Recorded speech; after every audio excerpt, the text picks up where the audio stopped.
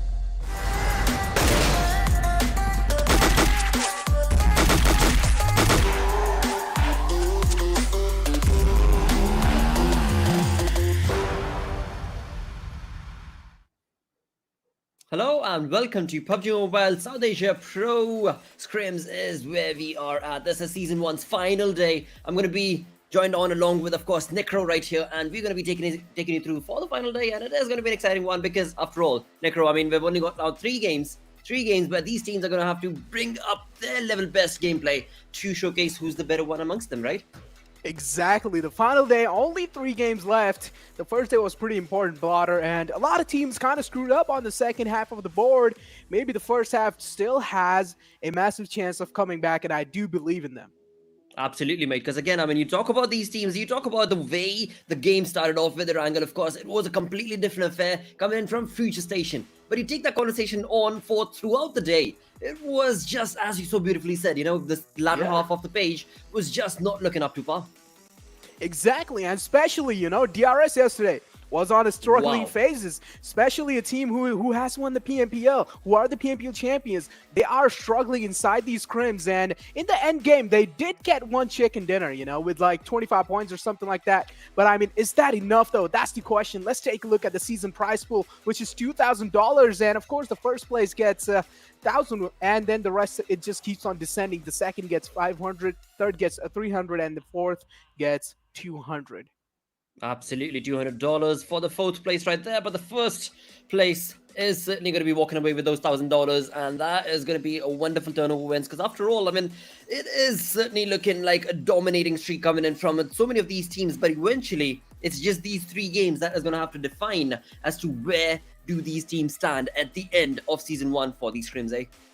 Exactly. I mean, as you did mention, you know, first one gets $1,000, and it's all about money when it comes to these scrims, and we do know how do you know tasty that money can be. So who doesn't want to win that $1,000? I mean, of course, all these teams are trying their level best, and especially on the map of Sanhok, we saw so much havoc being caused, so much rumpus being caused, but for what? For these points. Let's take a look at the point structure. I mean, especially that 1 kill 1 point has been changing a lot of metas recently, and a lot of comebacks are possible just because of that.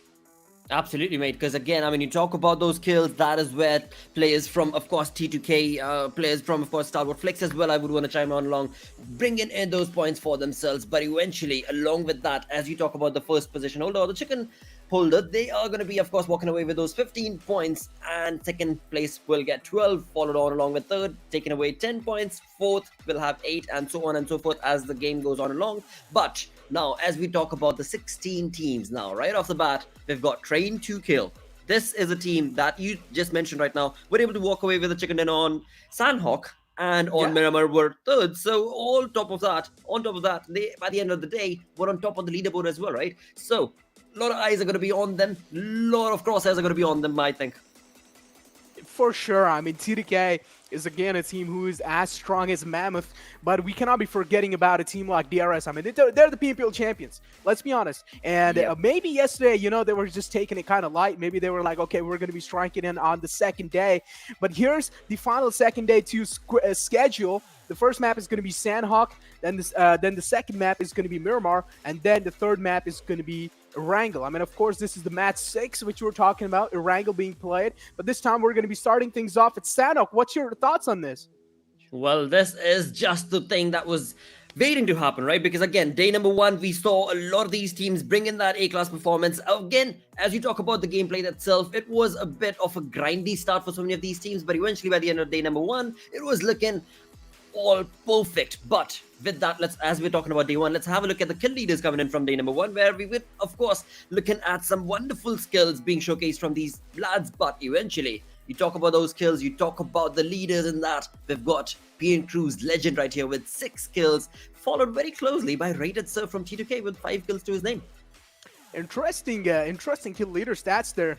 PN Legend with 6 kills, to be honest, and pretty interesting, you know. I mean, yesterday I really feel like some players from STALWARTxFLEX as well were doing quite good. One of the players actually did get 8 kills on his name, and I'm actually quite surprised to see not to see that player on the leaderboards. Reviews is the one that you're talking about. Now, Reviews was able to walk away. That was the first game itself of day number 1 in the Pro Scrims itself, and it was on Erangel, where STALWARTxFLEX walked away with 16 kills, out of which 8 kills were from Reviews itself. But it is just interesting to know where indeed his name is not here, but maybe today might be a completely different stroke of luck altogether. But move that conversation towards players coming in from DRS. That is going to be Mafia Ninja with 4 kills to him, and that is going to be GG's indeed. But with that all taken care of on the side business all done, we move on to the overall ranking.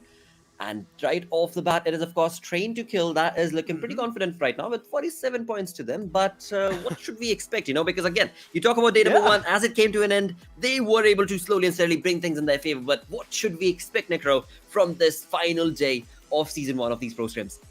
I mean, we can expect a lot of things. We can expect a lot of comebacks, to be honest. Let's talk about 7C for a while. I mean, a team who we did not expect to do really good, even in the PMPL, but they have came a long way, Blotter. They have proved their points. They are competing against the top dogs, and they're actually giving them a massive competition. Teams like Venom Legends aren't really able to show up. Venom Legend is a star team, and we do want to see them actually perform. We want to see them outperform the top teams as well. I mean, especially talking about a team like Deadeyes as well. Deadeyes Guys were doing quite phenomenal in the PMPO, but in the scrims this time, it seems like somewhere down line they're struggling.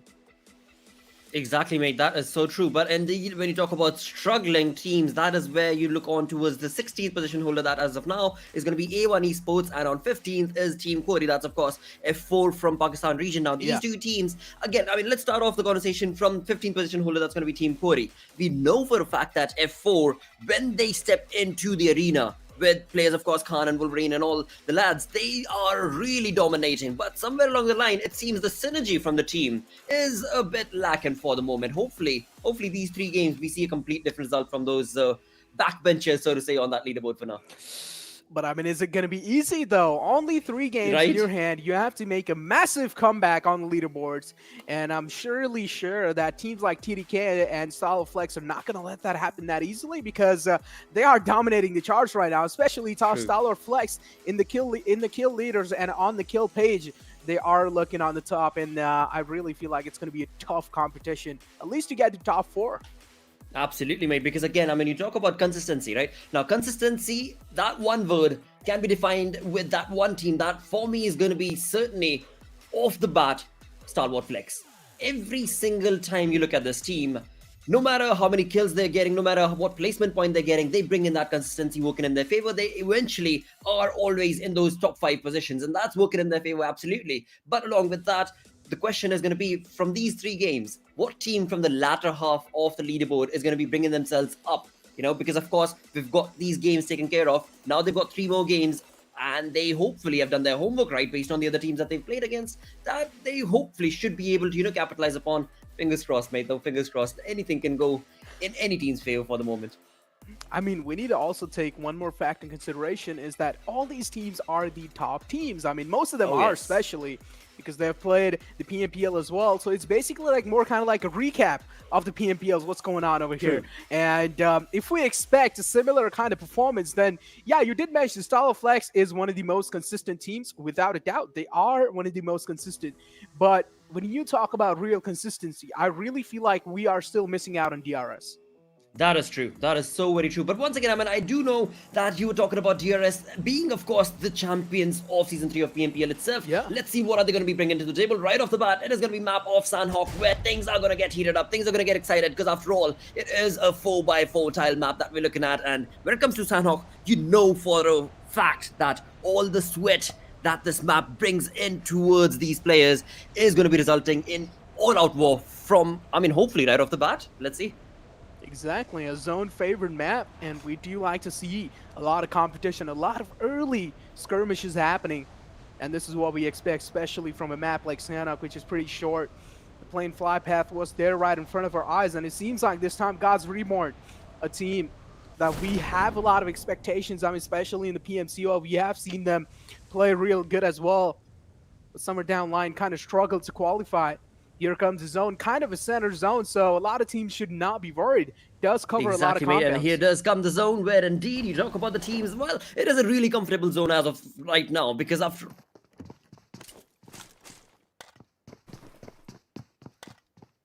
all, when you talk about the zone itself, right, things are looking really comfortable because every single team is very close to the zone. Now the conversation is going to be moving on down towards when you talk about the second zone, the zone shift itself. Where exactly are these players going to have to move on along? With that, you are right now looking at Train to Kill, lads. And right here, it is Ultra Sarge, the man who was able to bring in a lot of kills in his favor.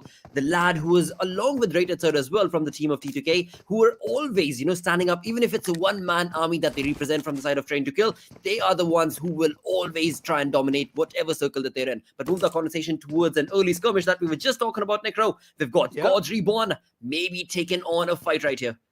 Exactly. Team QWERTY is the one they have locked their horns against. And again, this is going to be a massive competition between these two two of the top teams in their regions, and I really want to see which one comes out on top. It seems like God's Reborn already found themselves the opening they were looking for. Voltrix has been taken down. Zayden has been spotted out as well inside that little hut. For how long Zayden is going to be able to stay safe, though. Finally, seems like God's Reborn were trying to take him down, but they got kind of backfired from the back lines. That's a beautiful setup coming in from the side of Team QWERTY, but here comes the aggressive push from the side of God's Reborn as well. It doesn't seem like they're going to be stopped anytime soon. Finally finding another kill on their name as well, and trying to get the res on the teammate is not going to be an easy job. Sketch, of course, a man on a mission. We have seen in the past as well what he can put on the table, and he is a destructive force in the squad of God's Reborn. Absolutely is, mate. With that, we've got two players who are still looking around from the side of course, Team QWERTY. That's going to be Khan right here. And he is, well, on the back lines, and he certainly cannot be revealing that position for the moment. Rather, all he can do is back out of that situation and try and get a few more placement points, because we know for a fact, when you talk about those points, 13 to 16 teams, well, they get no point when it comes to the placement. So when it comes to the kills itself, this team as of now is only got one defeat. So that's only 1 point towards the side of Team QWERTY, and that is not the kind of result that they wanted to see right off the bat of these wonderful, wonderful scrims that we are looking at. But indeed, I mean, you talk about Sadmad's approach towards that entire, I mean, perfect turnover wins from the lad, and eventually again you talk about the way his team held their ground and did not walk away from the position was beautiful, because now one after the other they're knocking down the players, they're walking away with kills, and this is going to be perfect. But Khan does not want to stop. He's resulted that wonderful fight in getting 3 knocks from the looks of it, or 2 knocks confirmed. But now will he be able to push, because he's only one man squad for now? Only one man, a man on a mission, has all the pressure on his shoulders. Will he be able to take him down though? God's Reborn already lost out on 2 other players. One of them is getting res right now. It seems like Team QWERTY are already in a heap of trouble.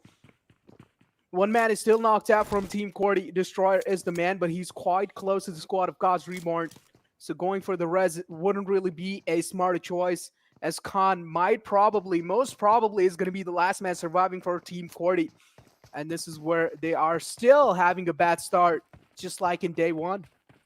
Exactly, mate. And for now, it seems like Destroyer is out of luck, is out of, well, answers to be able to, yep, there we go. We see the kill feed. They were able to get that kill confirmed for themselves. And with that, Gods are going to be walking away with 3 points to themselves. And Khan, the only man surviving from the side of Team QWERTY, is going to have to, well, back out of that situation, that early skirmish coming in on the map of Sanhok. But move that conversation towards 7C Esports now. Another team that, Necro, you were mentioning, a team that, as of now, is looking pretty comfortable when it comes to their gameplay. But what shall we expect from this team for the day, mate? Well, I mean, a 7C is definitely a team who don't like to force fights by themselves. It's more kind of like if the fights are happening in front of them, then maybe they will challenge them, or if any other team is trying to challenge against them, that's the only time they would actually push against the fight. So 7C, talking about more kind of like a tactical approach, talking about more kind of like a passive approach in the game, I'm expecting a lot of placement points this time. Exactly. For now, I mean, when you talk about the overall leaderboard as well, 7C for now, we're looking at the 3rd spot with some comfortable points to this team. So that's going to be 36 points working in their favor. And eventually, every single game that they were a part of when it comes to day number 1, they were able to get those kills. Right off the bat on Erangel, we saw them walking away with 13 kills. Move that conversation towards the side of Miramar. They were again walking away with 6 kills. So the team, when it comes to those, well, positions and situations where they have to take a fight, they do take those fights, but as a team, the synergy is so on point coming in from the side of 7C. That does work in their favor. But on the other side, of course, is going to be a conversation towards PN Crew. Now, PN Crew is also a team that does not take those fights easily, but when they do not back out of them as well. Exactly. I mean, PN Crew, of course, has some incredible fraggers on their name as well. Sandesh being the one. I mean, we have seen in the past as well what kind of a man he is. He's just an absolute laser beam. Just give this man a M4 and a 6x or a 3x as well. It's just enough for this man to dominate the entire field. And Sandesh, I cannot talk more about this man. Let's take a look at the airdrop one, and it's going to be the AUG, the luxurious weapon. I mean, not a lot of people prefer this weapon, though. Well, again, I mean, it's one of those conversations, right? Sometimes you want to have pineapple on your pizza, sometimes you don't, but eventually there are going to be lads who are going to love it, and that's the same conversation applied towards the gun itself. But it's, again, I mean, you go towards whatever is comfortable to you as a team as well, because after all, you talk about entry fraggers as well. The team needs to have that synergy working in their favor to be able to get that sort of a dominating gun working in their favor. Otherwise, it could very well backfire for them. But on the other side, talking about backfiring situations, 1952. From the start of PMPL itself, when it comes to this team's position and their gameplay itself, it has been an interesting one. Right now, we are, of course, talking about the pro scrims indeed, and in that also, this team's positioning and the gameplay has been a bit questionable, I would say. On the other side, though, Futurestation, a team that is doing really good for themselves. Futurestation definitely kind of were looking wobbly, you know, somewhere down line, but then later on kind of found themselves that sweet spot, and it seems like now they are doing decent on leaderboards as well. And move that conversation to 1952, a team that was doing pretty wobbly. The performance wasn't really that good. In the end, though, they still managed to clutch their spot barely in the PMPL, and they did it. They did it with style as well, but they came in PMPL. In the start, they were not looking that good, if you remember, Blotter. But then later on, mate. Entry was the player in 1952 who just put on an absolute incredible show for the entire Bangladeshi fan base out there. And 1952, I really feel like have came a long way as well. Absolutely, no question about it. So, I mean, the reason why I was trying to bring up this conversation is, Necro, the fact that, you know, you during the game, before the game itself started, in the pre-game segment, right, you were talking about how DRS's gameplay is a bit questionable as of now. When it comes to 1952, yes, that's what we're seeing. But, again, the word of the day is going to be scrims, mates. Keep in mind, viewers, these are scrims, right? So when it comes to scrims, the word itself defines that teams maybe are going to be bringing in that A-game performance, but when it comes to strategies, they are going to be keeping it down low on the low-key level, I think, eh? Well, I mean, these are, I mean, for sure, you know, when it comes to scrims, a lot of teams, you know, are more kind of like, okay, we're not gonna put in our textbook strats that we've been using since a long time. We're gonna keep them hidden, and we're gonna use some new kind of strats so other teams are not really able to read our gameplays in the major competition. So now maybe we just keep our strategies low. We'll keep them secret for now. But then again, these are finals, and you still have $2,000 on the line. And if you get the top place, you're going to get the $1,000. But for now, another fight breaking down. DRS seems like are in a heap of trouble. TDK are putting in a lot of pressure. AJ getting caught off guard without any cover. Mafia Ninja still alive, though. And here goes down Jane from the back lines. Beautiful positioning coming in from the side of Gyalzan, though. But Usarga retaliating back in style. Then he finishing the kill as well. He sees AJ running right in front of him. A questionable decision coming in from the side of DRS. Gyalzan as well on that aggressive step has been spotted out. And here goes the call out as well. Gyalzan taken down by Usarga. Beautiful backfire cover there. What a wonderful turn of events indeed. It certainly did seem like DRS was in control when it came to the king of the hill, but eventually it was T2K that stepped into the crosshairs, but were really quick to, you know, get those crosshairs against the opponent team, and that was, of course, DRS on the receiving end, which has now resulted in DRS walking away with just that one player alive, and T2K are still going to be having all those three lads alive for the moment. Along with that, they've got 3 points in the name of the three kills that they were able to walk away with. But another point I do want to bring up is that right before we get started off with this fight, right, we were looking at STALWARTxFLEX, and Reviews is the lad that we were talking about who had 8 kills in that first game. But right now, he's the one who has already been sent back into the lobby from the side of STALWARTxFLEX. So again, I mean, a 3-man squad is what STALWARTxFLEX is looking at. We were talking about consistency coming in from that team, or rather I was, but with a 3-man squad on the side of Sanhok, what can we expect? Only time will tell for the moment. That's for sure. Only time would answer such kind of questions. But I mean, STALWARTxFLEX does have the capability, though, even with three players, they can still keep their vehicle going. And we have seen in the past as well, STALWARTxFLEX kind of in the struggling phase at the start, but then later on just completely turning the tables in their favor. So I do expect some kind of greatness out of that team again.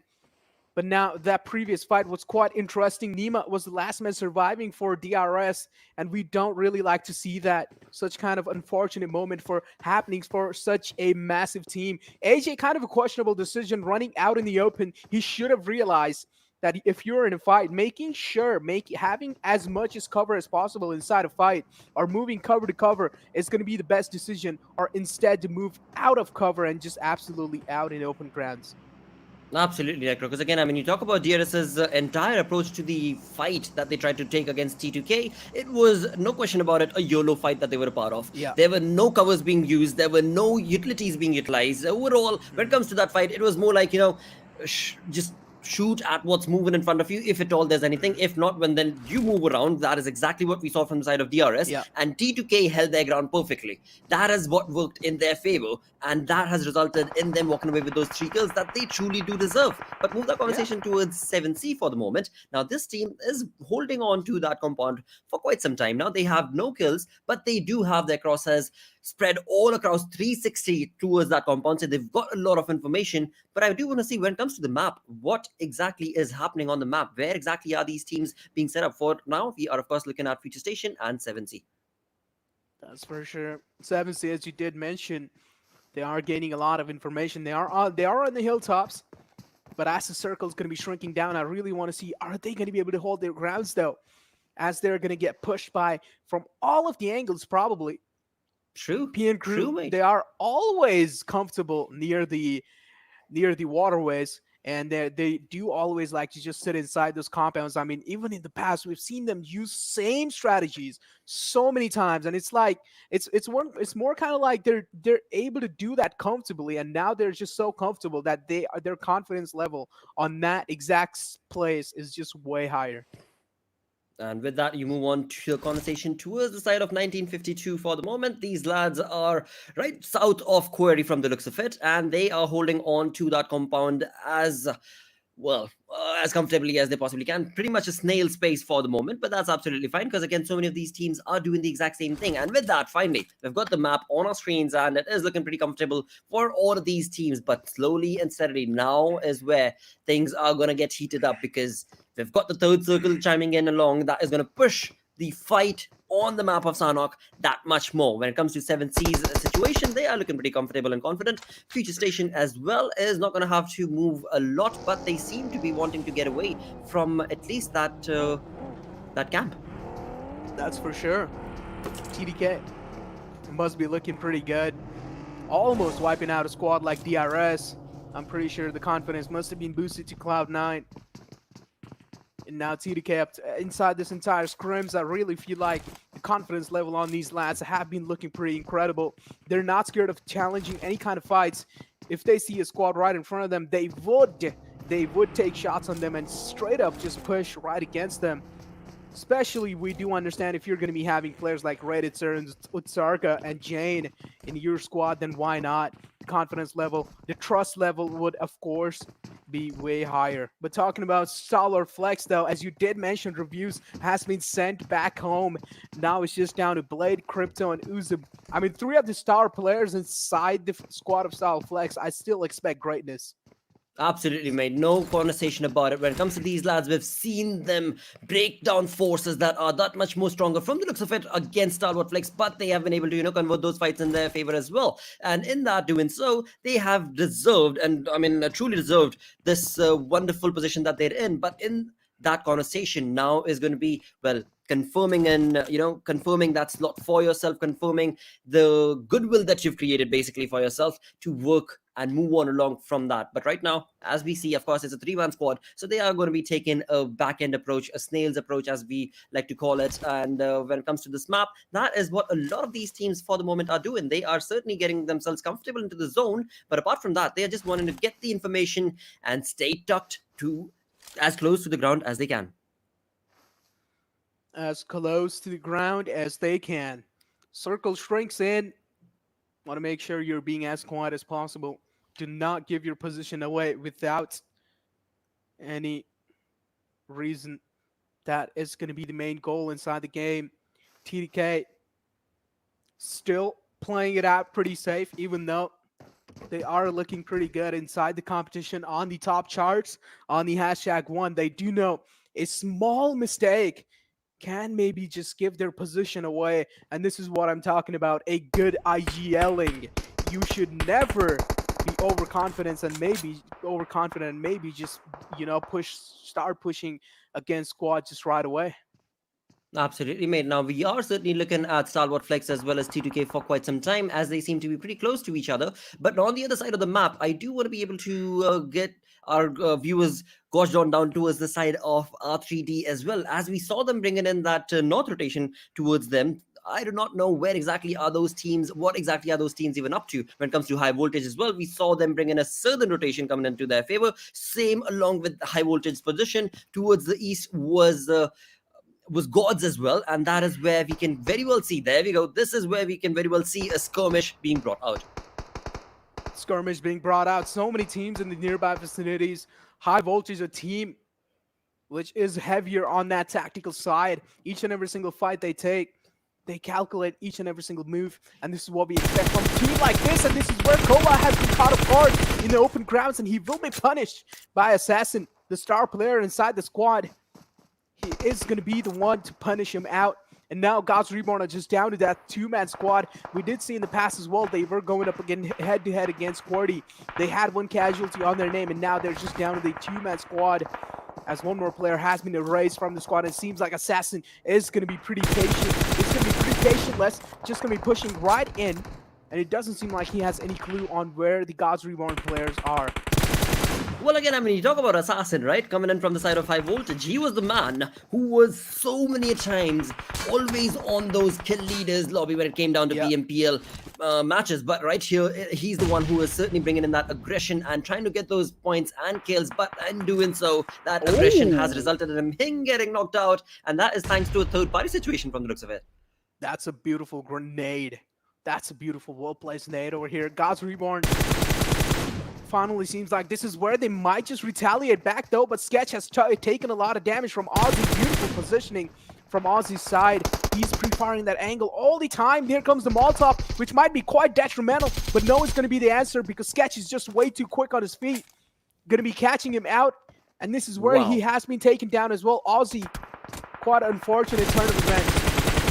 And with that, we've got third parties being brought in right here, where indeed high voltage's players are being knocked off guard right off the bat. And this is where the team has been able to walk away with just those 2 kills, but have also led in 2 of those players, Assassin as well as Ozzy, being sent back into the lobby for they have showcased early aggression, or this is where this map always does not take care of your team or your 6, basically, if I can say so, because the map is so very small. You are bound to get into those third-party situations when you try and take in early aggression or a fight, and that is exactly where high voltage's players were put down towards. But I have to admit, I mean, gods, the way they played this was just them reborning them.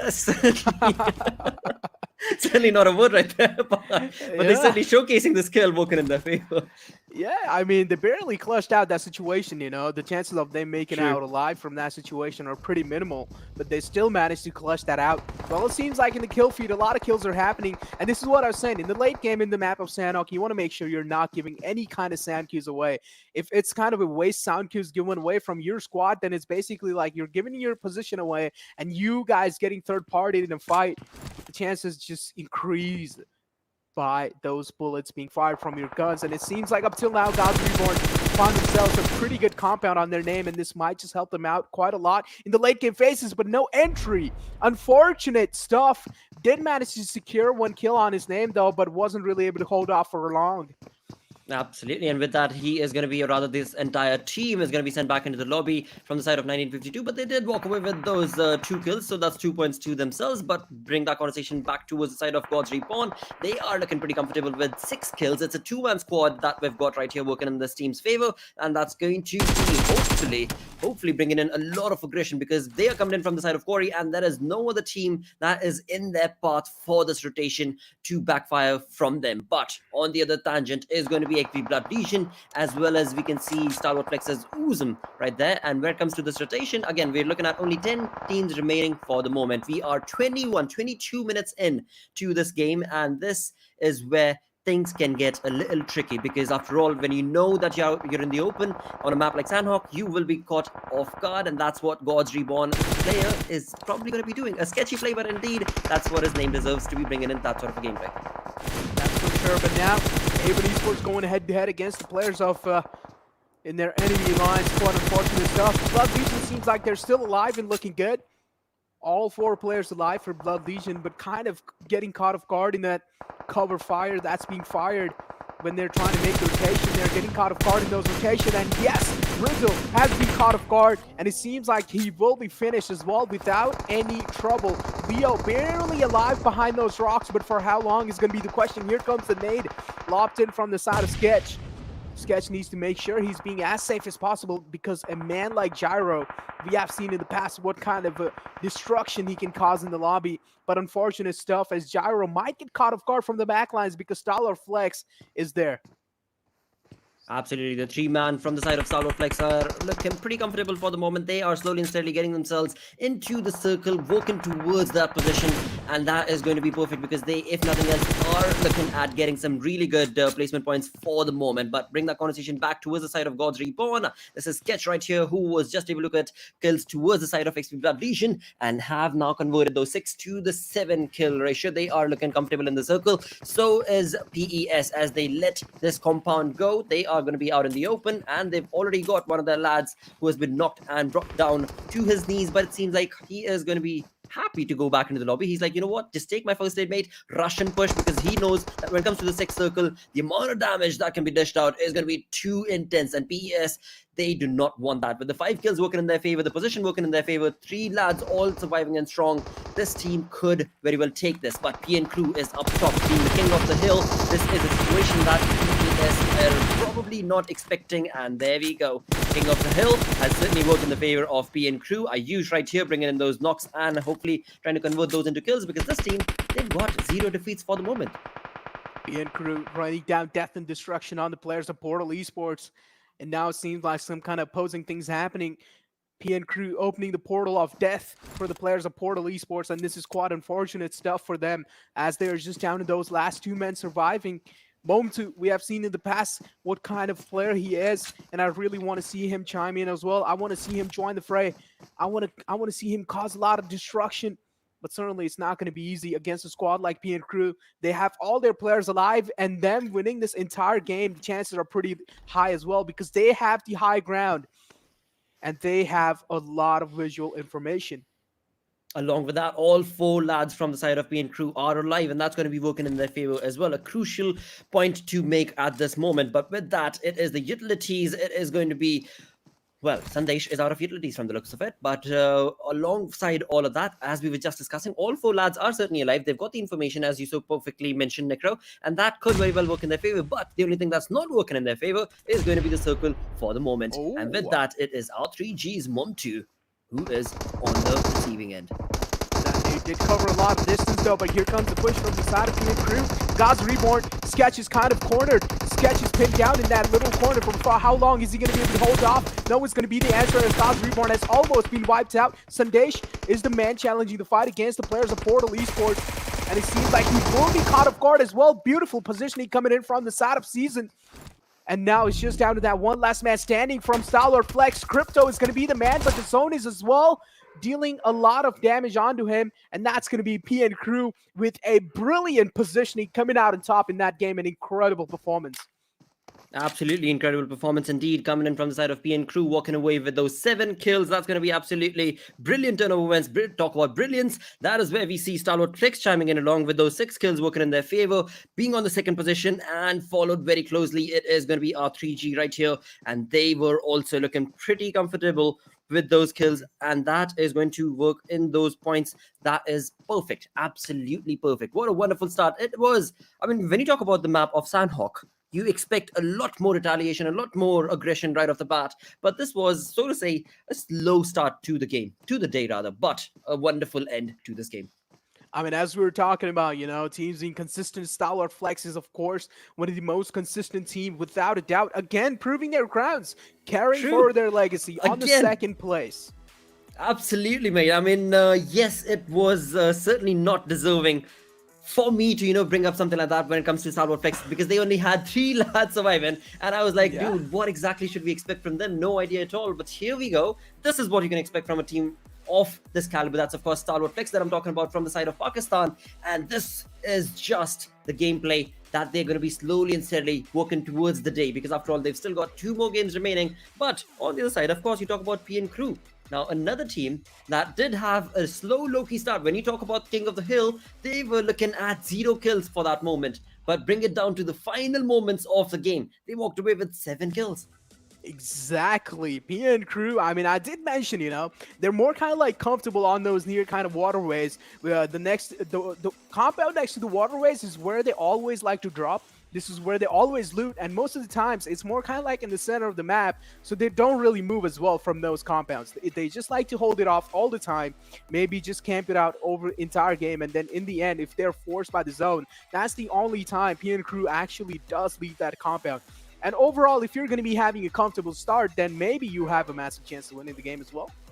Absolutely do, and that's what they've showcased right here. With that, we've got 2 more games remaining right here. 2 more games. Yep. That is what the conversation has brought it down to. We are done with Sanhok, the most aggressive map of them all, and now we've got Miramar and Erangel that is left, which again could bring in a lot of interesting turnover wins from the side when you talk about the second half of that leaderboard. Another team that I do want to mention actually is going to be A1 Esports. Now, A1 Esports, we did not really see, did we actually, Necro, correct me if I'm wrong, but did we actually see any fight or skirmish coming in from their side? No. I mean, they did get in one fight, but then they instantly just got wiped out, which was quite unfortunate. I mean, A1 Esports is a PNPL team, and we do not expect such kind of performance from those. And they did kind of let down. They were kind of trying to play it as safe as possible. They did try their best. But then later on in the game, somewhere down the line, they were struggling. I mean, the limelight wasn't really on them, but they still managed to secure 4 kills on their name.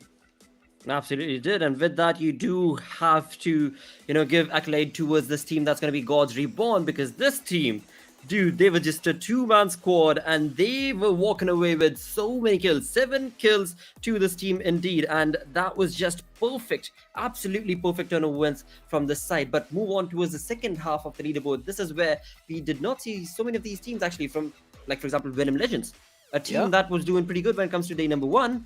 As of now, has not had a good start to the day. Quite unfortunate. I mean, Team QWERTY as well. Now, the main question that we can ask over here is, what do you think the latter half of the overall standing? Are these teams going to be able to make a comeback in the last 2 games? My answer is going to be no. True, mate, because right now when you talk about T2K, they were the ones who were on top, but it is PN Crew's wonderful skilled play that is going to be bringing themselves to the top of the leaderboard for the moment after game number 4, and they are looking secure with 26 kills, 36 placement points, 62 overall, with that chicken dinner working in their favor. Trying to kill this time around, but only able to walk away with the 3 points that resulted in them being on the 50th position. But here we are. STALWARTxFLEX, consistency working in their favor once again, is on 3rd spot. Well, quite unfortunate stuff. I mean, teams like Venom Legends, I do expect a massive competition given from these lads, especially on the top of leaderboards. And a team like A1 Esports, you did not expect these lads, come on, to be on the bottom side as well. Team QWERTY as well. I personally do not expect these kind of teams being on the bottom, especially if Team QWERTY has Khan as IGL. I feel like Khan is probably one of the best IGL inside the Pakistan region, without a doubt, especially if you're going to be having Destroyer in your backpack. That man is just an absolute killing machine. He most certainly is, mate. But again, I mean, having a killing machine in your team is going to be working only if that killing machine is online and live. If not, that could very well backfire. And that's where things from the right off the bat, as you talk about the game that we just witnessed, right? Game number 1, it is not off to a great start. Now, talking about not so consistent gameplays, Venom Legends. Now, Venom Legends started the day off with 9th position on the overall ranking. They were looking at 18 points working in their favor, but at the end of this game, they are still looking at just those 18 points. So hopefully now those 2 games, they could hopefully again, keeping my fingers crossed, they will be able to bring that working in their favor. But eventually now, game number 1 is done. We've got 2 more games remaining. We're going to go on a very, very short break, lads. Stick around. We're going to be right back. In the latest version of PUBG Mobile, players may encounter titans during a match, just like in the movies. Let's learn more about the all-new game modes, shall we? Titan Strikes. The Titan Strikes mode introduces 3 Titans to Erangel, Sanhok, and Livik. Godzilla and Kong move along designated routes across the map. Players can chase after them in vehicles, but if you get too close, you'll be knocked down and take damage. When Titans get ready to unleash a heat ray, the system will prompt players to leave the red zone marked on the minimap. Players equipped with high-level armor receive reduced damage from the heat ray. Titans will absorb energy which emanates gradually from the earth. Once the energy reaches a certain threshold, Titans release it and create Titan crystals around them. Different types of Titan crystals provide different effects. Erangel's blue Titan crystals are special throwable items that players can equip. They knock back and burn enemies who are behind cover. Sanhok's gold Titan crystals enhance players' abilities, making you run faster and jump higher. Livik's red Titan crystals give players the ability to detect enemies nearby for a brief period of time. These enhancement items give players an edge in battle. Use them and bring the chicken dinner home. With the help of Titan crystals, players have even more unique tactics to achieve victory. Godzilla and Kong roam Erangel and Sanhok respectively, and players may bump into them on Spawn Island. Players can preview the Titan's route on the minimap, along with Apex Cybernetics, and low, mid, and high-level monster settlements. Apex Cybernetics are scattered along the Titan's route, which contains many valuable supplies. However, players can only enter the facility after a Titan has destroyed the base. Players that arrive early will not be able to get into the highly fortified Apex camp. At the same time, defeating different monster settlements rewards good supplies. Monster settlements are mainly occupied by lizards and crabs. Players can use a diversion to divide and conquer. The monsters are big, so using a shotgun at close range can deal huge damage. Players must also be wary of the Titan's attacks. Although they're not hostile towards players, they get irritated when there's too many players around. The Titan on Livik has unique electromagnetic abilities that affect the blue zone and cause it to shift every once in a while. Now, players must pay constant attention to the new play zones and transfer immediately when they begin to shrink, as to ensure they're not swallowed by the blue zone. Furthermore, Mechagodzilla periodically scans an area of the safe zone and marks the locations of everyone in the area on the minimap. This urges players to transfer or engage their enemies. Players must be extra careful. The Titan Strikes game mode is based on Battle Royale. Players must strive to be the last one standing amidst battling other players and Titans. With the addition of Titans, players are ready to witness their majesty and get their hands on the mysterious Titan crystals. Enjoy the all-new Titan Strikes and experience the earth-shattering might of the Titans.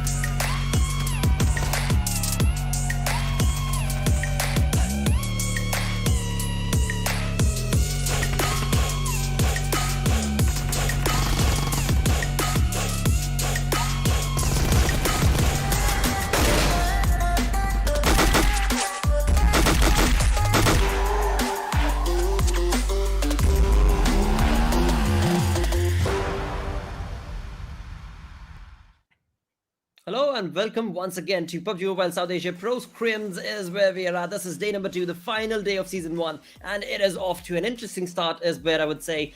But joining along, it is none other than, of course, Necro once again. And dude, I mean, it was an interesting start to the day, but we've got 2 matches remaining now. 2 matches remaining. What do you think is going to go down in these 2 remaining matches now? Well, I mean, in these 2 remaining matches, anything can happen, to be honest. Maybe imagine just Team QWERTY, just comes out of nowhere and just gets the chicken dinner. Imagine Venom Legends, out of nowhere, just getting that chicken dinner as well. Even Esports, anything can happen. These are one of the best teams in their regions, and we cannot just, just lock them out of the best, one of the best. We cannot do that because these are one of the best in their region, and I still do have a little hope. But even though I do not expect them to win the game because win this entire scrims, because it's just impossible. You only have 2 games in the hand, and you need to go to top 3, and which is pretty tough. No, I mean, again, you're talking about finishing the entire lobby all by yourself, getting those points along with the chicken dinner.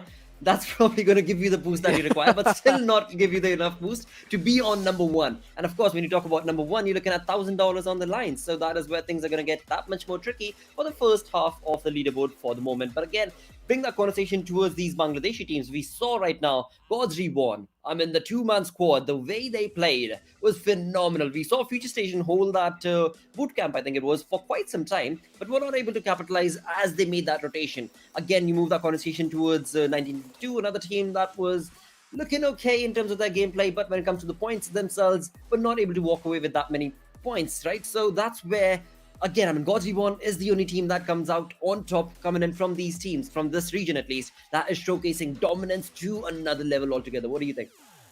Yeah, exactly. God's Reborn has been doing pretty great. Even in the PMCO, I still remember they were one of the best teams in the Bangladesh region, without a doubt. And we do expect such kind of performance, from teams like those. And I do remember kind of a funny thing, from PMCC actually that I was casting recently.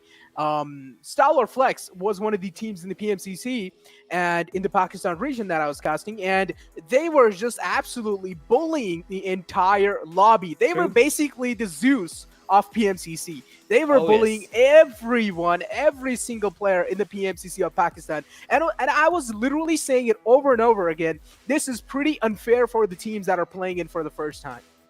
Exactly, mate. I mean, again, so I was part of the casting crew when it comes to PMCC as well. And then indeed, I mean, was not able to cast so many of these games, but I was able to see a lot of those games. And indeed, in that, it was STALWARTxFLEX once again just raining down into the entire lobby, right? And that's where this team, just every single time, no matter what situation they're in, we just saw it. I mean, they were a 3-man squad and ended up getting, what, 6-7 kills, working 6 kills for themselves with just 3-man squad, and till the end they were alive. Crypto was alive and working towards those placement points, just 1-man army by the end of that game. And eventually that resulted in them walking away with those 6 kills, all right, 6 points and second. So that means 12 points. So total 18 points to that team that resulted in them being, I believe, on the 3rd spot for now on the overall leaderboard. So again, nothing taken away from this team, but again, I mean, you talk about regions, we do have to, along with this, talk about Team QWERTY. Because Team QWERTY, when you talk about the team, which was, of course, called F4 back in the day, very, very good team, has a lot of skill, a lot of... I don't know if it's the pressure. I have no idea if it's the pressure that's gotten to them, because we know the IGL coming in from Khan, you mentioned it as well.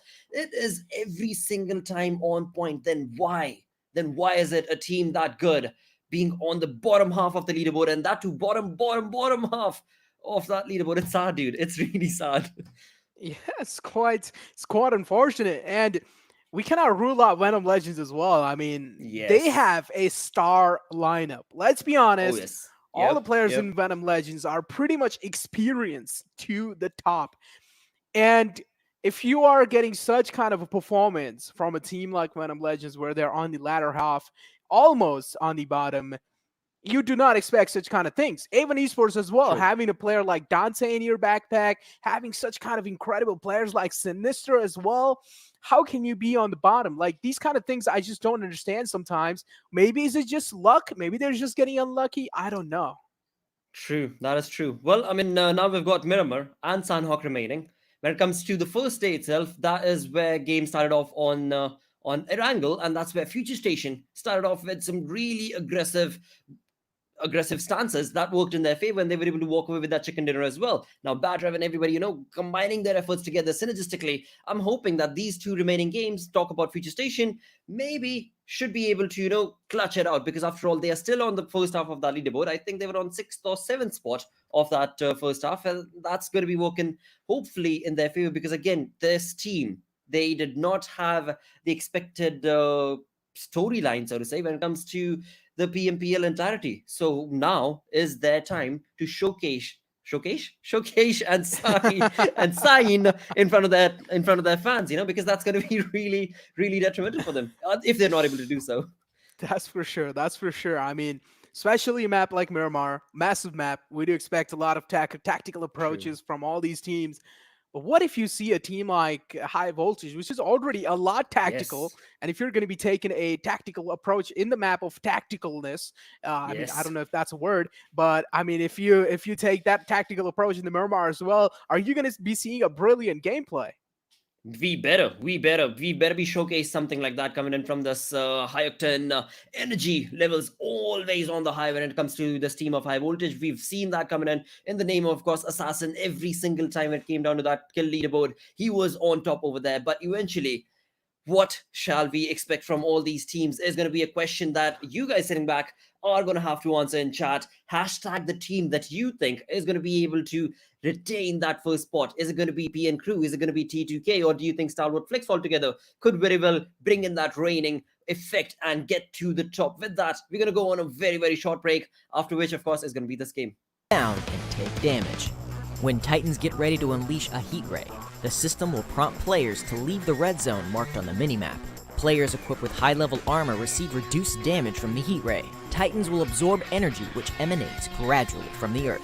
Once the energy reaches a certain threshold, Titans release it and create Titan crystals around them. Different types of Titan crystals provide different effects. Erangel's blue Titan crystals are special throwable items that players can equip. They knock back and burn enemies who are behind cover. Sanhok's gold Titan crystals enhance players' abilities, making you run faster and jump higher. Livik's red Titan crystals give players the ability to detect enemies nearby for a brief period of time. These enhancement items give players an edge in battle.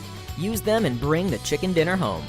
With the help of Titan crystals, players have even more unique tactics to achieve victory. Godzilla and Kong roam Erangel and Sanhok respectively, and players may bump into them on Spawn Island.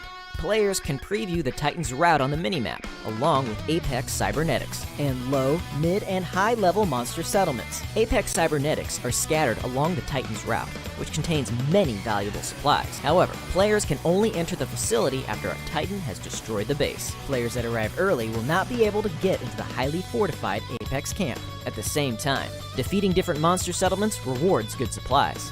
Monster settlements are mainly occupied by lizards and crabs. Players can use a diversion to divide and conquer. The monsters are big, so using a shotgun at close range can deal huge damage. Players must also be wary of the Titan's attacks. Although they're not hostile towards players, they get irritated when there's too many players around. The Titan on Livik has unique electromagnetic abilities that affect the blue zone and cause it to shift every once in a while. Now, players must pay constant attention to new play zones and transfer immediately when they begin to shrink, as to ensure they're not swallowed by the blue zone. Furthermore, Mechagodzilla periodically scans an area of the safe zone and marks the locations of everyone in the area on the minimap. This urges players to transfer or engage their enemies. Players must be extra careful. The Titan Strikes game mode is based on Battle Royale. Players must strive to be the last one standing amidst battling other players and Titans. With the addition of Titans, players are ready to witness their majesty and get their hands on the mysterious Titan crystals. Enjoy the all-new Titan Strikes and experience the earth-shattering might of the Titan.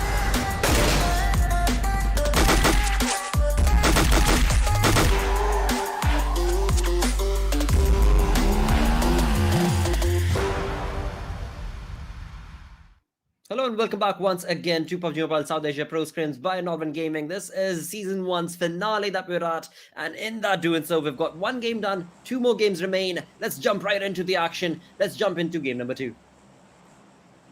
Any minute now. Hey, there we go. All right, Necro. So, as you were talking about tacticability, what team do you think is going to be bringing that tactical approach in this game, mate? High voltage, without a doubt. High voltage, PN Crew, and TDK. These three teams I really feel like are one of the most tactical teams, probably. I also want to point one more thing out. Blood Legions was a team that was pretty aggressive in the PMCO. We're dominating the entire leaderboards. We're dominating the entire charts. We're on the top with a lot of points on their name as well. But in the PMPO, they kind of got smacked hard. And this is why now I really feel like they have left that, aggressive approach in the game, and they have learned their lessons. They have learned their lessons from the best, and now they're playing it out as safe as they can.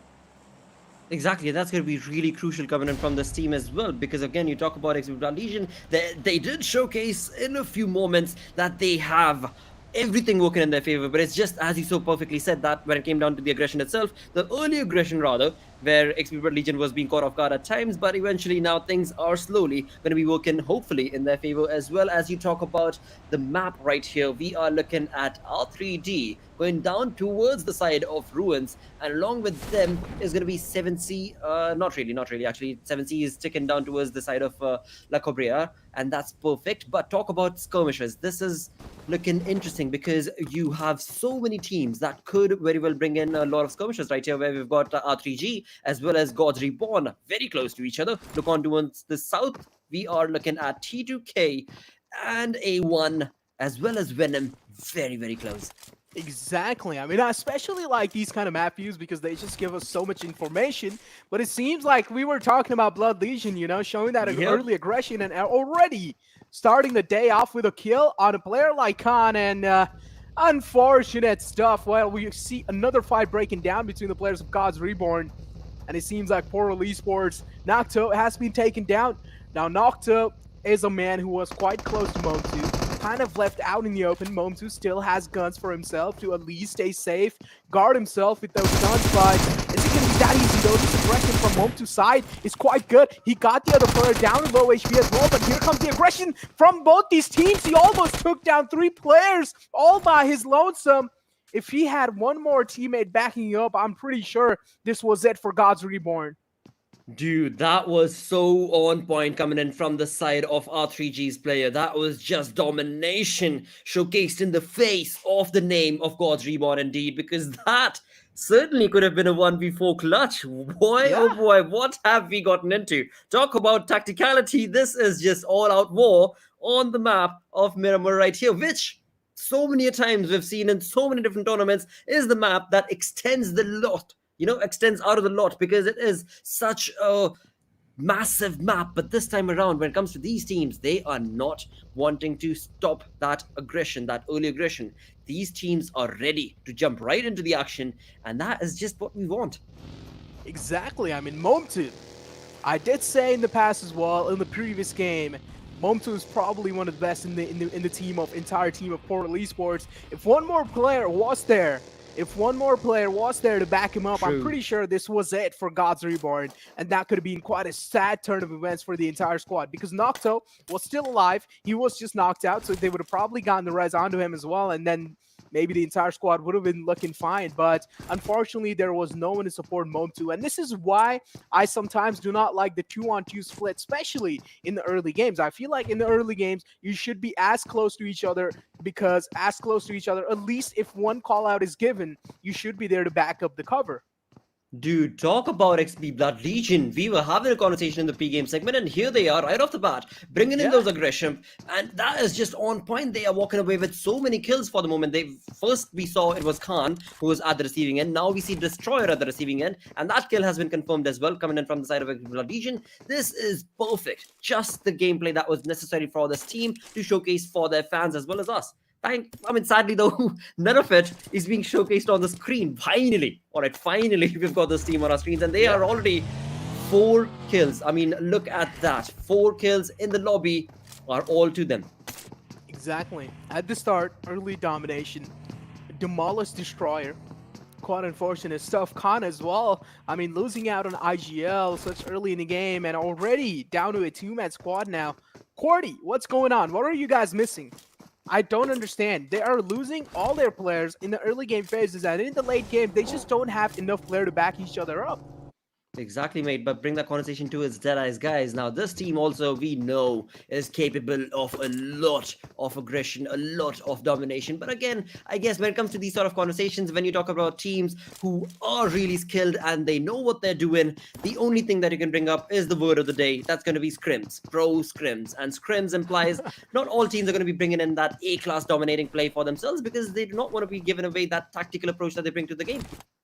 Exactly. I mean, scrims is a massive word, you know, that can just cover up so many bad moments for a lot of teams. You know, if you had one bad moment in a game, you can just say, oh, those were just the scrims. We were trying to, you know, not showcase a lot of our strategies, and then maybe that can just cover their weakness up sometimes, which is understandable. Maybe they are actually, you know, not trying to give their best inside the game, and maybe they're just trying to hide their strategies. But I mean, hey, these are $3,000. If you're going to be winning the game, if you're going to be on the top place, you're going to be getting $3,000, and who doesn't want those? Exactly, mate. It is free, but it is still at a cost because the amount of energy that you have to bring in to be able to work that gameplay in your favor, in your team's favor, it is not easy. Again, bring in that energy. That is where A3D Esports comes up on our screens, and this team is lacking a lot of that energy that we're talking about right now. Exactly. R3D Esports does need those players on their side as well. 6ix9ine is still there. 6ix9ine, I mean, this is more kind of like a PMPO squad all back again. Yep, And I'm exactly, expecting- mate. Yeah, exactly. And we do expect a little domination, at least a little domination. Maybe we expect to see you guys in the top 6, you know? Just play for your you know, image that you guys have created in the PMPO. Exactly, play for sanity, mate, because I mean, A3D Esports, they are, wow. You talk about a team that's not doing good. On the other side, in the kill feed, you're looking at a team that is just bringing all out war in the lobby of Miramar right here. That is going to be XP Blood Legion, and it is PN Crew now at the receiving end. Last week, catched up with XP Blood Legion. They were at 4 defeats. Now we can actually say that they're probably going to be looking at converting those into 6 from the looks of it, as they had one knocked player. That is PN Crew's Legend. Yes, that is confirmed. So PN Crew's Legend has been killed, and it is going to be another point towards the side of XP Blood Legion from the looks of it. Don't you think this is quite a questionable move coming in from the side of Ayush? He straight up decided to aggress in the compound right in front of Blood Legion. And of course he's going to be taking a lot of damage. He doesn't know the exact position of the players of Blood Legion. And if you're going to be making such kind of risky move inside the compound, you need to make sure at least that the surrounding areas is cleared and you're not going to get punished for making such kind of a move. But Season is still there in the back lines to provide that essential cover. But Ayush is inside a building, and nothing can change the fact if you imagine a player of Blood Legion just straight up aggresses in and absolutely mows down Ayush, then how is Season going to be able to back him up? Absolutely, mate. That is so very true. But this is where I do want to talk about things like, for example, you know, the mental strain that these players do showcase against each other. Now, Ayush probably did see in that kill feed that it's XP Blood Legion, and his conversation on the mind was, hey, it's just XP Blood Legion, mate. You know, it's going to be no problem at all. Let's just go on, aggress, and bring it all down because they took our player, and he is a legend that they took down. I cannot expect or you know, I'm not comfortable with that. And maybe that was what was going on in Ayush's mind, because after all, these players have a lot of skill, yes, but there's also a lot of, how do I want to say this, mate? You know, they get cocky a little bit, and that's the end of that. How about that? Yeah, they do sometimes they do get that. But Blood Legion, I really feel like, you know, in the PMPL, more kind of like it was a panicky situation being showed from their side. And I really feel like now they've learned quite a lot, especially in these N2 games. They're probably like, frick everything. We are straight up just going to rush in and we don't care about anything now, because these are the last 2 games to prove our ground. If we are not able to do a lot of things inside these kind of last games, then it's just done for us. True, mate, and they certainly are working and bringing in those perfect plays in their favor. They are looking at 5 kills for the moment, and that's going to be all 4 members of the XP Blood Legion team still alive. They've got all the sides of this compound being taken care of. That's absolutely brilliant coming in. On the other side, when you talk about such a massive map, you don't expect to have teams or players being killed because of the play zone, and that too only in the second circle. We just had in the kill feed R3D's player who was killed due to the play zone, which is a sad state of affair. Not entirely sure what's going on. Would love to see the map and find out where exactly are all these teams placed for the moment. But of course, that will happen time permitting whenever the producer decides to. But right now, as you talk about exclusive region, this team is looking comfortable with 6 kills to this team. It is looking real confident. But now, where are they going to be going down towards? They've got their Mirados and they've got those perfect skill working in their favor. But where to next is the question. They're on the road. They're out for blood. Exclusive Legion is looking real good.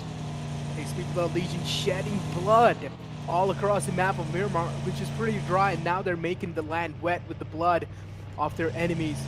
And this is where Blood Legion needs to prove their crowns as well. I mean, up till now, they're doing pretty good. But if they keep on being a little too aggressive for no reason, most of the times they will get punished. And this is where Uzum, the res will be there by Blade.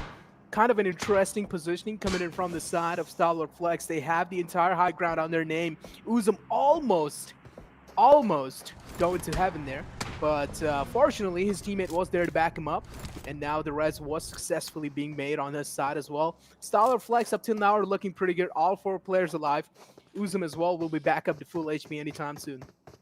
Exactly, and when you talk about teams that are out in the zone, that is where we see R3D making an approach from the side of West, and that is the team that I was talking about when it came down to the play zone. One of the players has been knocked off because he fell from the car. Another player was sent back to the lobby because he was killed due to the play zone. Not entirely sure what's going on with R3D's approach to the game as of now, but they seem to be making that rotation working in their favor, and those lads should hopefully be able to get into the circle. Right now, as we did mention, STALWARTxFLEX, all 4 members are alive. They did take a little bit of damage, but overall, they have this high king of the hill, the high ground working in their favor, and they've got a lot of information, but not a lot of teams in their crosshairs for the moment. Not a lot of teams, and this is, of course, a good sign for them. Having not a lot of teams in their surroundings can definitely lower down a lot of pressure from your shoulders. Another circle shift will be there, and it's right in the center of the circle, near Hacienda del Patron, and it seems like Blood Legion are probably in the center. They don't really need to make a lot of movement. They don't need to be quick on their feet as well. All they need to do is just camp the situation out, try and get a lot of high ground on your enemies. There's literally a compound right below them as well. Maybe they can just camp inside it, but another fight happening. 2 Alpha Titans clashing against each other. 7C going head-to-head against the players of DRS as well. Both these teams are pretty good as well. DRS, again, the champions of PMPL, and we do expect a massive performance, especially inside this fight. We do not expect them going down to a team like 7C. And this is where DRS are trying their best to retaliate back in style, but they're getting compromised from all the angles. Wow, this is perfect, dude, because again, you're talking about DRS, we've got Nima and AJ, the only 2 man, so it's a 4v2 situation coming in from this side, and it is 7C that's at the receiving end. It certainly is looking like DRS's Galden has also joined into this perfect fight, and it is going to be, well, 7C, who certainly does not have a good hand in this fight. DRS have certainly showcased a lot of utility usage right here, and where exactly is that going to lead them? They've got only 1 kill for the moment, but they were certainly able to, get that working in their favor. They have pushed 7C's push against them, and they are going to be now working to get into the circle. The sooner, the better, the more comfortable they can be, the more positive outcome they can hopefully expect. That's for sure.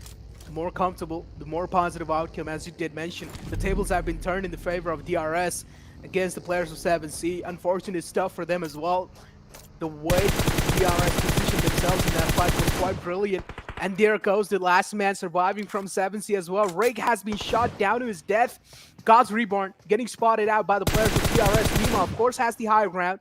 He has the advantage inside the fight as well. Zone is taking down a lot of damage. Nima realizes the fact. Nima realizes it's the heat of the situation. Getting in the car and probably getting inside the circle is going to be first priority. Absolutely rushing out of that situation. Had he resulted in waiting there for a few more minutes, he probably would have been, or rather not minutes, seconds rather, he would have probably been able to spot out a few more players and be able to convert those into kills, because the players were already knocked from the side of God's Reborn. But eventually he decided the approach that was necessary for the team to be able to, get that journey moving along towards the end scenario of the game. For now, we are 15 minutes in. Third circle is what we've got on our screens, and in that doing so, Futurestation not looking good, as these 4-man strong army of Futurestation has been brought down to only 1-man squad from the looks of it. R3D, a team on the struggling phases, weren't really able to show up in the first day as well, and in the second day, kind of struggling again. Need to prove their crowns, need to prove their mettle. We're doing quite good in the PMPL. I don't really know what exactly happened in the scrims. The circle has been shifted quite drastically out in the open. The only team that has one of the best compounds on their name is definitely going to be Blood Legions, without a doubt. Are dominating the entire game since the start, and it seems like one team is approaching their compound as well, and this is where a lot of fights might be panning out anytime soon. Absolutely, but Legion taking fight across that street towards the side of DE. They will bring in some knocks for themselves. That is going to be looking real good. But A1 Esports, another team that could bring in a lot of domination towards the side of XP Legion, but that's only going to be possible if they're able to walk out of this situation alive, because they are against the side of STALWARTxFLEX. Of course, the information was known to STALWARTxFLEX, but STALWARTxFLEX is also going to have to get into the circle. So does A1 Esports, and it seems like A1 is going to be making this situation work in their favor. But will they go on to retaliate against XP Legion's compound? Because they, which is A1 Esports, are going to be out in the open, and XP Legion certainly have that perfect compound working in their favor. And on the back end, it is certainly STALWARTxFLEX trying to chime into the aggression. Once again, we see Reviews, who's been sent back into the lobby from the side of this team. They are once again a 3-man squad army, but they are still not wanting to back down from these kills, because they want to be able to convert those into points, and they've got the information. The only thing is to be able to now convert that information into perfect points that they could walk back into the lobby with. You talk about consistency, this is where you talk about how do you be consistent. You've got the information, you convert the information into kills, into points, and that's where consistency is going to be counted. You cannot always rely on placement points, and that is what STALWARTxFLEX knows. Right now, another thing to actually look out for is they are not in the zone, and the only way they can get in the zone is to go through A1 Esports. Without a doubt, A1 Esports, Sinister, one of the best men inside the squad. High Voltage needs to watch out. High Voltage is a team who doesn't really like to challenge fights early off. They want to wait it till the end game when there's only like 5 or 6 squads alive, and this is where they like to strike in. Uzum spotting out a player of A1 Esports. Reviews again kind of getting down early off. Unfortunate stuff for STALWARTxFLEX again. And it seems like Reviews isn't really having the day of his life today. Quite unlucky day. This nade is going to be really damaging, almost getting 2 knockdowns on his name, but barely gets the res in time. So the knockdown won't be happening there. But that nade was really good. Did cover a lot of distance though. Absolutely. I'm feeling bad for A1 Esports right now. They are being sandwiched right here. They were looking really good as they made that rotation into the circle. But now it is, of course, High Voltage on the other side. Right here, we've got STALWARTxFLEX, who already have their crosshairs towards the side of A1 Esports. The only conversation is who is going to be able to convert these into points. Dante on the receiving end was able to bring out a lot of dashing damage towards High Voltage, but eventually it is Dante who was just 1 man against 3, and that resulted in him being sent back into the lobby. High Voltage take those kills. It is not looking good for STALWARTxFLEX, as well, all the kills are being stolen from the side of High Voltage. High Voltage currently being the thief, and this is where they are kind of stealing a lot of electricity from the side of STALWARTxFLEX. Unfortunate stuff. STALWARTxFLEX trying to rotate back inside the circle, did realize the circle has kind of shifted away, and STALWARTxFLEX have a long journey to make.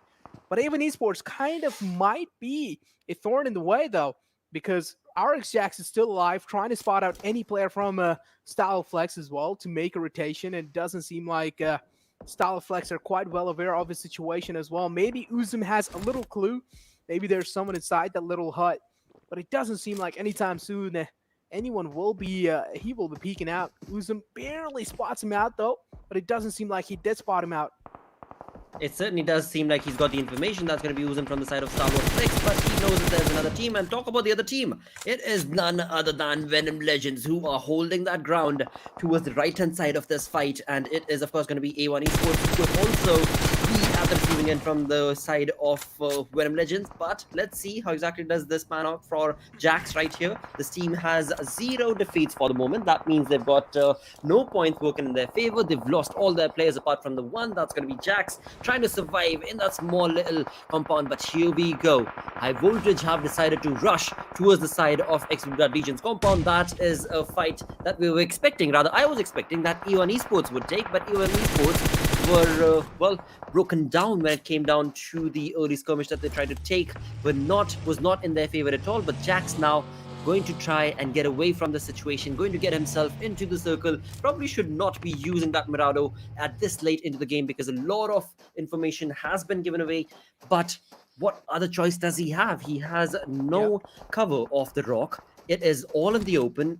The teams know his information, and this is where Jax is going to be caught off guard, either from Venom Legends or the back end. But let's find out what it's going to be turning into. I really like the aggression being shown from the side of Blood Legions, though.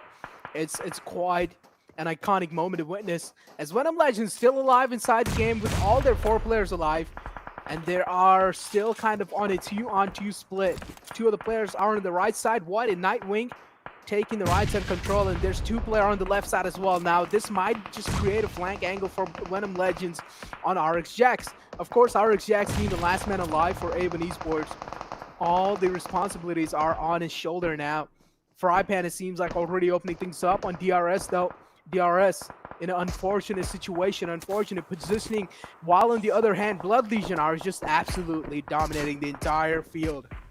Well, this did not work in favor of High Voltage whatsoever at all. The push they did try to make now has resulted in them being out in the open, and with the smokes being dished out to cover themselves, they're also leading that into giving away the information towards the other teams. And not only XP Blood Legion, but the other team, that's going to be 1952, are going to be able to retaliate into the smoke coming in from the side of High Voltage. That could be detrimental for their gameplay, but let's see how that turns out to be. For now, we saw that all 3 members, rather, Assassin has been sent back into the lobby, but the other 3 members are still alive from the side of High Voltage. Right here, we've got 1952, who seem to be holding a pretty decent compound to the edge of the circle. Behind them is going to be Deadeyes. In front of them is going to be T2K. This is looking like a really good game. There are so many good teams who are trying to take out fights, who are trying to walk away with points, but which team is it going to be that will almost got out? Almost did, but now take a look at the unleashing hell being unleashed from the side of Venom Legends, just raining down death and destruction on the players of Deadeyes, getting caught off guard in the open grounds. TDK as well, kind of testing the same medicine as Venom Legends was dishing out a lot of damage on the enemy lines as well. Deadeyes kind of getting caught off guard. TDK as well, the center of attraction at the moment. And now it seems like Venom Legends are going to be pretty unstoppable, because Rafa has his sights locked, and this is where the rotation comes in as well. Venom Legends closing out distance on the players of Deadeyes, and this is where Deadeyes needs to be quick on feet. This is going to be tough. This is going to be really tough because, yes, Venom Legends have certainly made that push against the side of Deadeyes, but they also have given away the information towards the side of 1952 and the other teams. But now that smoke wall that they've got working in their favor, how long is that going to be able to keep them alive? They are in the circle. They have been able to convert those wonderful pushes into kills, and that has resulted in them with 4 kills for the moment on the other side. Of course, as we were just saying, Venom Legends has given away that information towards the side of 1952, and 1952 is taking fights not only towards T2K, but the other side, that is going to be Venom Legends. Now, Entry is the one man who we are seeing again and again take up a lot of those kills, a lot of those fights, but how exactly is the team bringing and helping the side of Entry? Let's find out. For now, it is TTK's blah blah blah who seem to be rushing in, not necessarily rushing in, but he's slowly and steadily moving on along towards the side of his teammates, and the perfect thing that's working in his favor is certainly going to be the ghillie suit, but the pink pan. The pink pan might be a giveaway, blah blah blah. That's for sure. The pink pan wouldn't definitely match the color of the ground, without a doubt. That's not going to be that's not going to be happening anytime soon. Blood Legion kind of in a heavy beating as well this time. Seems like a lot of things are going wrong for that team. TDK is going to be the one to put and steal a lot of pressure onto those lads. Reddits are almost getting knocked out by that nade. Pretty lucky to stay alive. I think the car took a lot of that damage, right? Because it was so close. It was so close. He ought to have Vincent back into the lobby, but boy, oh boy, talk about luck. Yeah, talk about luck. That is just perfect turnover wins indeed. But in doing so, talk about another team that's luck has not run out yet. It is Venom Legends. They pushed out in the open and have been able to get those perfect points working in their favor. But it is Legion's luck that seems to have run out as they tried to get into the circle, left that compound, but it was a bit too late. Every team knew where they were pushing on along from, and now are at the receiving end. 1952 have also been trying to take a fight against the side of T2K, but have not been able to bring in a lot of those points or kills. This is Venom Legends Nightwing right here. Does not want to let go of his buggy, does not want to let go of that cover. It doesn't matter how broken it is, we will still use it rather than using our feet. You know, just kind of laziness being shown from these lads. I mean, that's definitely me, you know. I would rather go in a vehicle than actually taking a walk. I know it's not healthy, but hey, you know, you might as well use it if you have one. But here comes the aggressive push coming in from the side of 1952. TDK are pinned down right behind that cover. Cannot really move or give any sound away. 1952 pushing in. TDK in a massive load of trouble. And Starga being the last man alive as well. Jane kind of down low HP. Entry has been spotted out in the open. Entry needs to make it back to cover. And finally, the knock that we're looking for has been found. And this kill will be finished in no time. Magnet has been knocked out. Will be finished instantly. TDK has already been eliminated out the game. And this seems like this is going to be Venom Legends game. And I literally at the start said, what if Venom Legend wins the game? And now they just proved my point. They won the game. That is incredible indeed. I mean, you talk about a comeback. There is no better comeback than this. And we were just talking about Nightwing, you know, not wanting to walk. Here he is, flying with 7 kills to this lad's team. I mean, to this lad's name. 12 kills in total to the team. Beautiful turnover wins, alongside which you talk about 1952, another team that we were mentioning as to where exactly is this team at? Where is the Bangladeshi team going wrong? Here they are, proving the perfect turnover wins in their favor on the map of Miramar, and boy, oh boy, this is just absolutely perfect. Of course, along with that, we've got T2K on the 3rd spot right there, but this was just perfect coming in from the side of Venom Legends as well as 1952. Well, I mean, you want to talk about my guesses? Absolutely, mate. Why not? Because that's what we've got. That's all that we've got now. This is, I mean, nobody could have expected or predicted, but dude, wow, and wow indeed. I mean, we were just pushing that question along. I certainly was. What to expect from this team? What to expect from the second half of the leaderboard? And here you go. I mean, yes, the questions have been answered for me. Miramar is the map, and it is Venom Legends that was able to walk away with 12 kills. 1952 holding that compound for the longest time. 7 kills to that team. Wow. With that, only 1 game remains in this Pro Scrim Season 1 by Nodwin Gaming. This is just the perfect gameplay that I was wanting to witness. That victory blew our minds away, without a doubt. That victory definitely blew our minds away. We did not expect them to win. I mean, I just made a guess. Maybe, okay, what if Venom Legend wins the game? What if Team QWERTY takes it? And then Venom Legend just takes it in their hand with 7 kills. And we were literally talking about right before this game how this team has a star player lineup, and they just proved it. Incredible performance from this entire team. The IGLing was on point, the rotations were on point, and the way these guys made those, you know, risky rotations in the center of the circle, even when they were out in the open, they did not panic. Absolutely, Necro. With that, I think I do need to take my words back. I mean, in the previous game, I was talking about where is the Bangladeshi prowess? Why is it that we're only looking at the one team gods Reborn? But here you go. Here you go. There's XP Legion right there. There's 1952 right there. It is just perfect play coming in from these teams. Beautiful turnover wins indeed. I mean, throughout the game, we saw XP Legion from the start bring in a dominating play. And then towards the end, that energy was shifted from XP Legion towards Venom Legends. And then Venom Legends pushed on along with that approach and just decimated whoever was in their crosshairs. You know, the funny part is all the big teams that were doing good in the game, for example, a team like STALWARTxFLEX, Deadeyes, PN Crew, 7C, all got eliminated early off, and the team that we did not expect to performed really good. 1952 and Venom Legends just absolutely demolished. Blood Perfect Legion play. included. Perfect play indeed, and this is what can happen when you talk about one good game. Viewers, this is what you're talking about. One good game looks like that. You know, you've got two teams right there that certainly do take the cake. It is going to be XP Blood Legion, it is going to be Venom Legend that took the cake, a huge chunk of that cake away from the lobby in terms of the points. And that is what a good game looks like. Perfect play coming in from these teams. But with that, we've only got one more game remaining now, Necro, and this brings us down towards what should we expect, because when it comes to the overall ranking, it seems like there's going to be a lot of changes, hopefully. Hopefully. I mean, that's for sure. A lot of changes will be seen.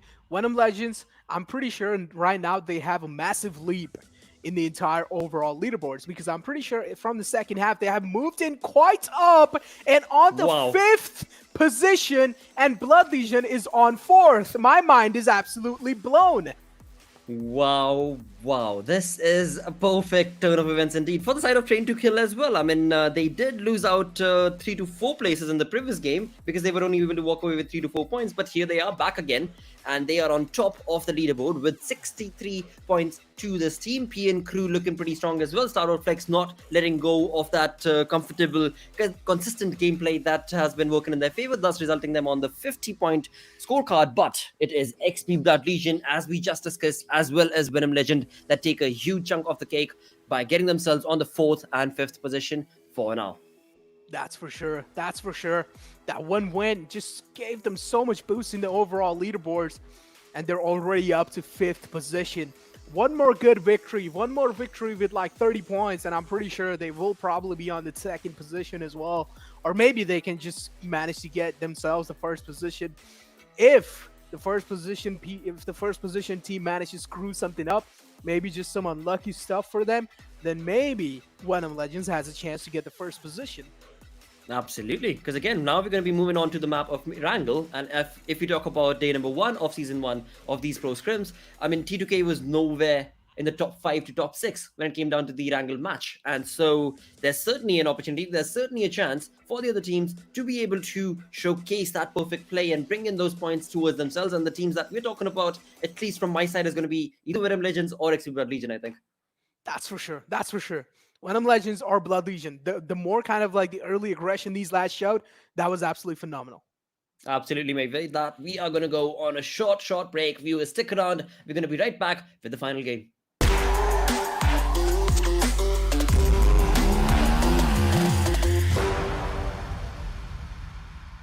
PUBG Mobile, Godzilla vs. Kong, all new collaboration, live now. In the latest version of PUBG Mobile, players may encounter titans during a match, just like in the movies. Let's learn more about the all-new game modes, shall we? Titan Strikes.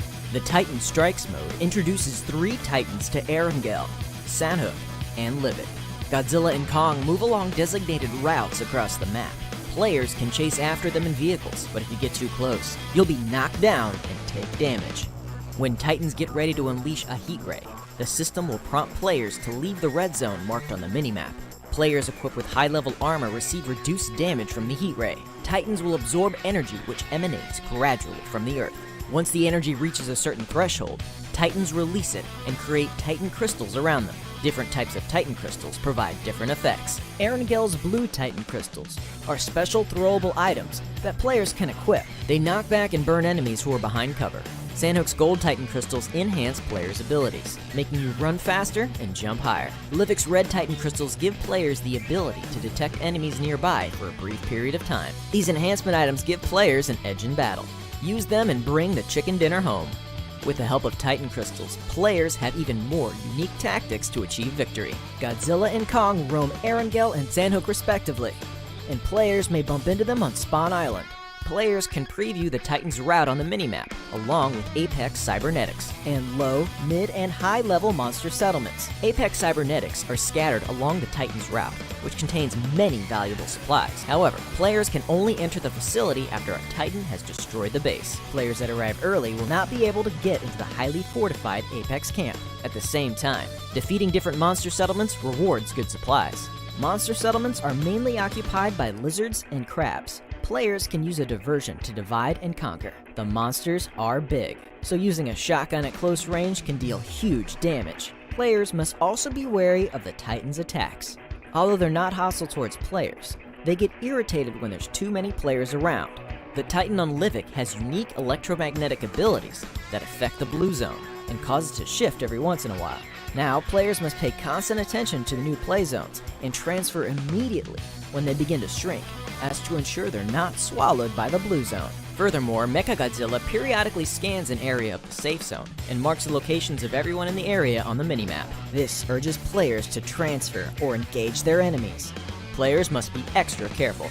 The Titan Strikes game mode is based on Battle Royale. Players must strive to be the last one standing amidst battling other players and Titans. With the addition of Titans, players are ready to witness their majesty and get their hands on the mysterious Titan crystals. Enjoy the all-new Titan Strikes and experience the earth-shattering might of the Titans.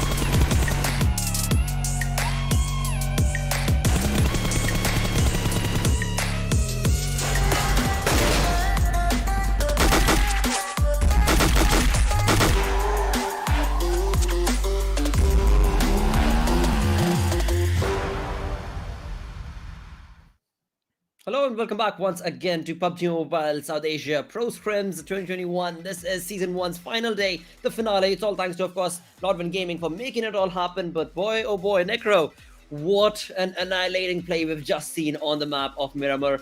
What do you think, dude? What should we expect? I mean, I have no idea. I have no idea what to expect from Erangel, so I have to ask you. Well, to be honest, Erangel is a map which a lot of teams are quite familiar with a lot of, each nukes and crannies. So I'm basically expecting one of the better teams, one of the top teams to actually come out on top in this game, especially a team like TDK or STALWARTxFLEX. Well, that is certainly going to be a very comfortable prediction coming in from you. But on the other tangent, what do you think when it comes to the second half of the leaderboard? Let's, of course, jump into the game itself and continue the conversation along, because this is where all-out war is going to be brought down to the final ultimate saga, because one of these teams is going to be on the top at the end of this game. Absolutely, of course, there will be a chicken dinner given, but along with that, when you talk about the overall leaderboard, viewers, that is what we are talking about, where indeed that one team that will be on top will be given $1,000 for their play. Without a doubt. This is the final game of this entire scrim, and this is the only chance for a massive comeback for a team like Venom Legends to get that $1,000.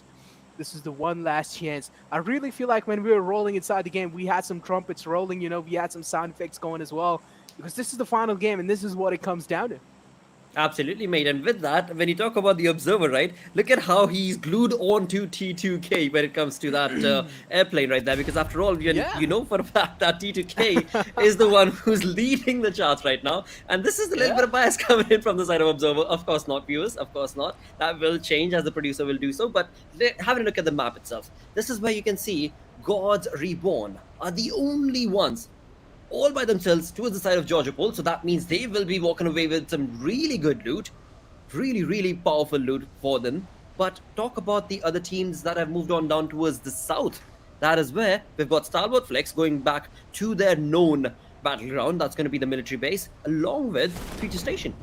Exactly. And now, here we go. As you did mention, it's more kind of like the circle.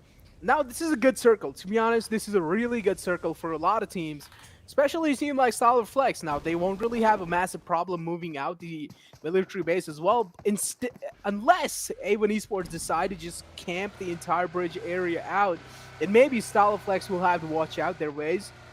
And it can be a little tough for them to get out the military base because we do know the bridgeways are more kind of exposed. You don't really have a lot of cover to work with.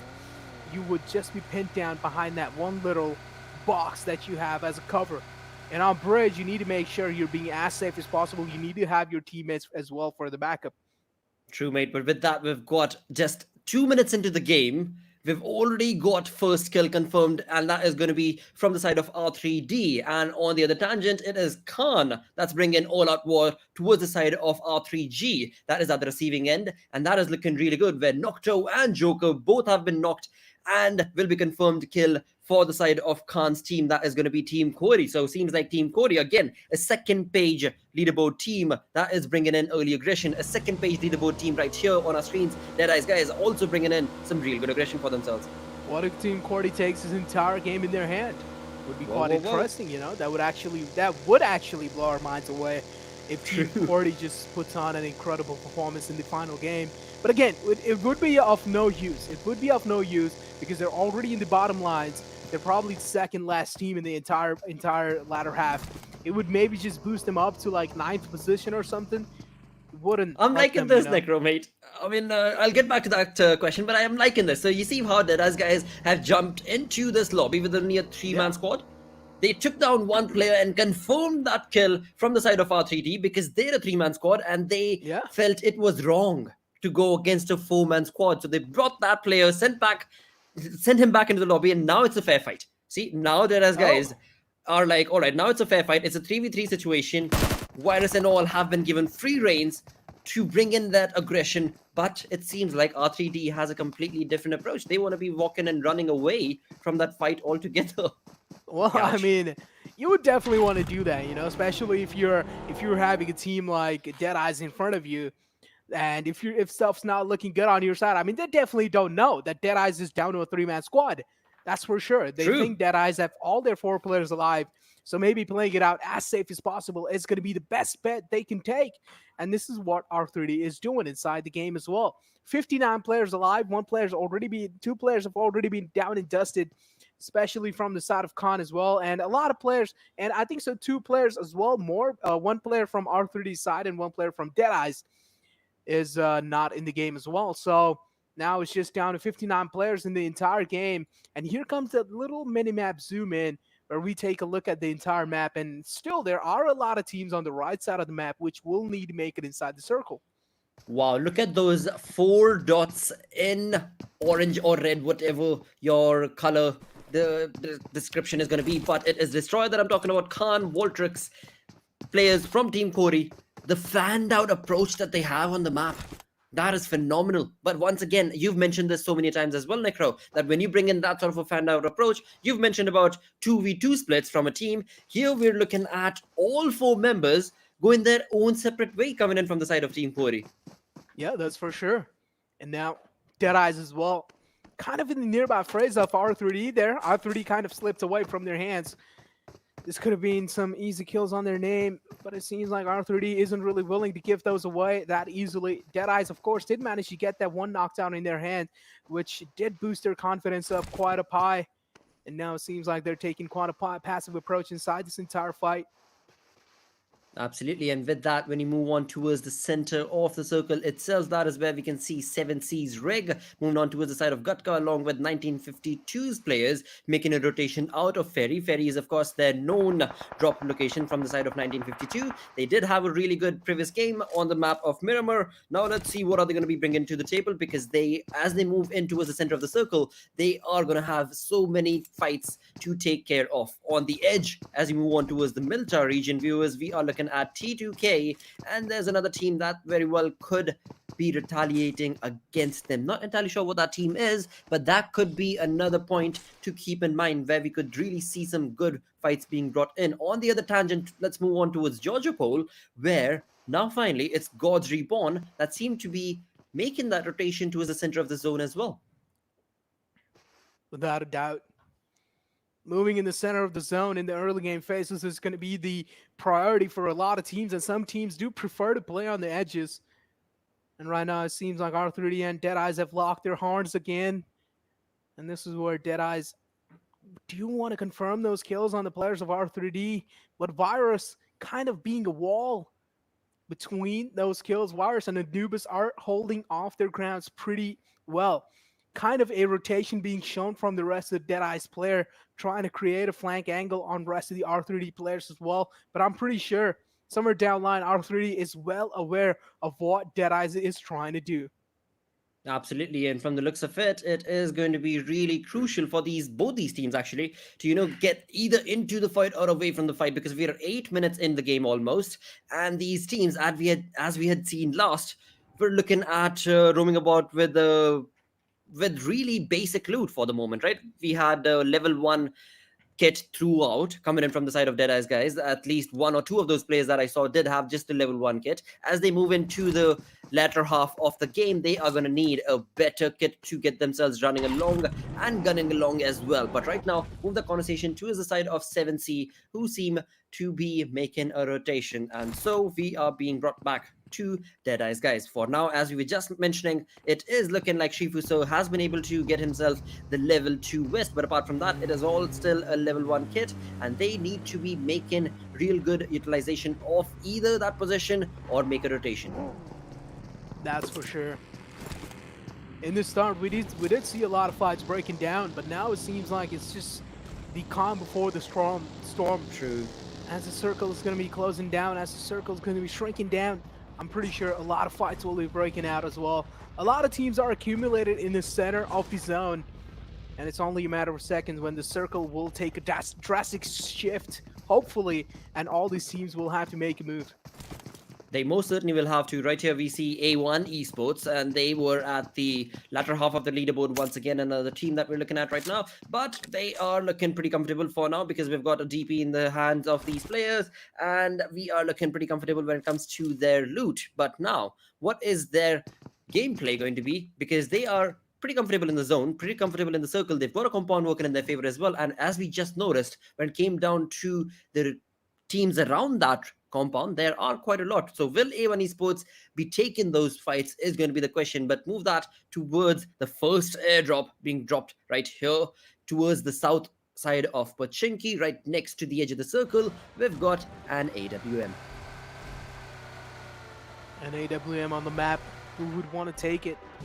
I'm pretty sure a lot of teams, when they spot that airdrop out, they do want to get it, but they do know the risks as well. If you get caught off guard in the open grounds while you're trying to get that airdrop secured for yourself, that can cost you and your team a massive disadvantage, and that can put your team in some disadvantageous spots as well. This is why I should not be greedy, especially in the game of PUBG, because the random factor does lie, and you need to make sure you are trying to minimize it as much as possible. Absolutely. With that, when you talk about the zone itself, zone is looking pretty comfortable for a lot of these teams, but apart from that, it is looking not so good for teams that are stuck towards the side of Farm and Milta region. That is, of course, going to be two teams that I'm looking at. That is Futurestation as well as R3G that are making that late rotation, and it's going to be the side of Team QWERTY that is going to be stuck for that rotation and maybe might be able to convert those into some kills. Right here, of course, as I was talking about that, we saw PN Crew's Legend try and showcase how to not play the game because none of those points, correct me if I'm wrong once again, but none of those bullets connected, did they? None of those bullets connected, and I'm pretty sure he's going to be sad about that one because those are some easy kills, maybe, you know, when you're able to catch a team of guard in the rotation in the mid-range. You do expect at least one knockdown coming in from your team side, but True. Unfortunately, he did miss quite a lot of shots on that one. Did not even connect any single shot, so that's quite unfortunate stuff from that side. But 1952, a team that I have my eyes looking out for, and I'm expecting some big things from this team as well, including DRS Esports. I mean, as I did mention, on the latter half, kind of not looking good on the bottom table there. And at least to keep their image up, I really feel like they should get their names up on the top, at least on the top 8. Exactly, and as you were mentioning as well during the start of the game, where we did have bridge setup being showcased and well, I mean expected, so to say, from these teams. That's exactly what's happening right here, where R3D Esports is out in the open, but it is certainly be God's Reborn that will have a lot of control in this fight. Or well, 1952 seems to be chiming in along with it. They have got one kill, not kill, but knock certainly. That's going to be Sinister all by himself. There's no way Sinister is going to be able to get the help that he needs, and it is R3 Esports again at the receiving end from a team that does need a lot of points, and that's going to be 1952. They had a really good previous game this time around. Hopefully, they'll be working on with that momentum to try and get as many kills as they possibly can. But it seemed like, yep, there you go. There's a little bit of help coming in from the PUBG gods. R3 Esports has the crate right in front of them, but of course there's no chance as of now for them to be able to go and do that. Quite risky for them to actually get that crate. Take a look at this aggressive step being taken from the side of 1952.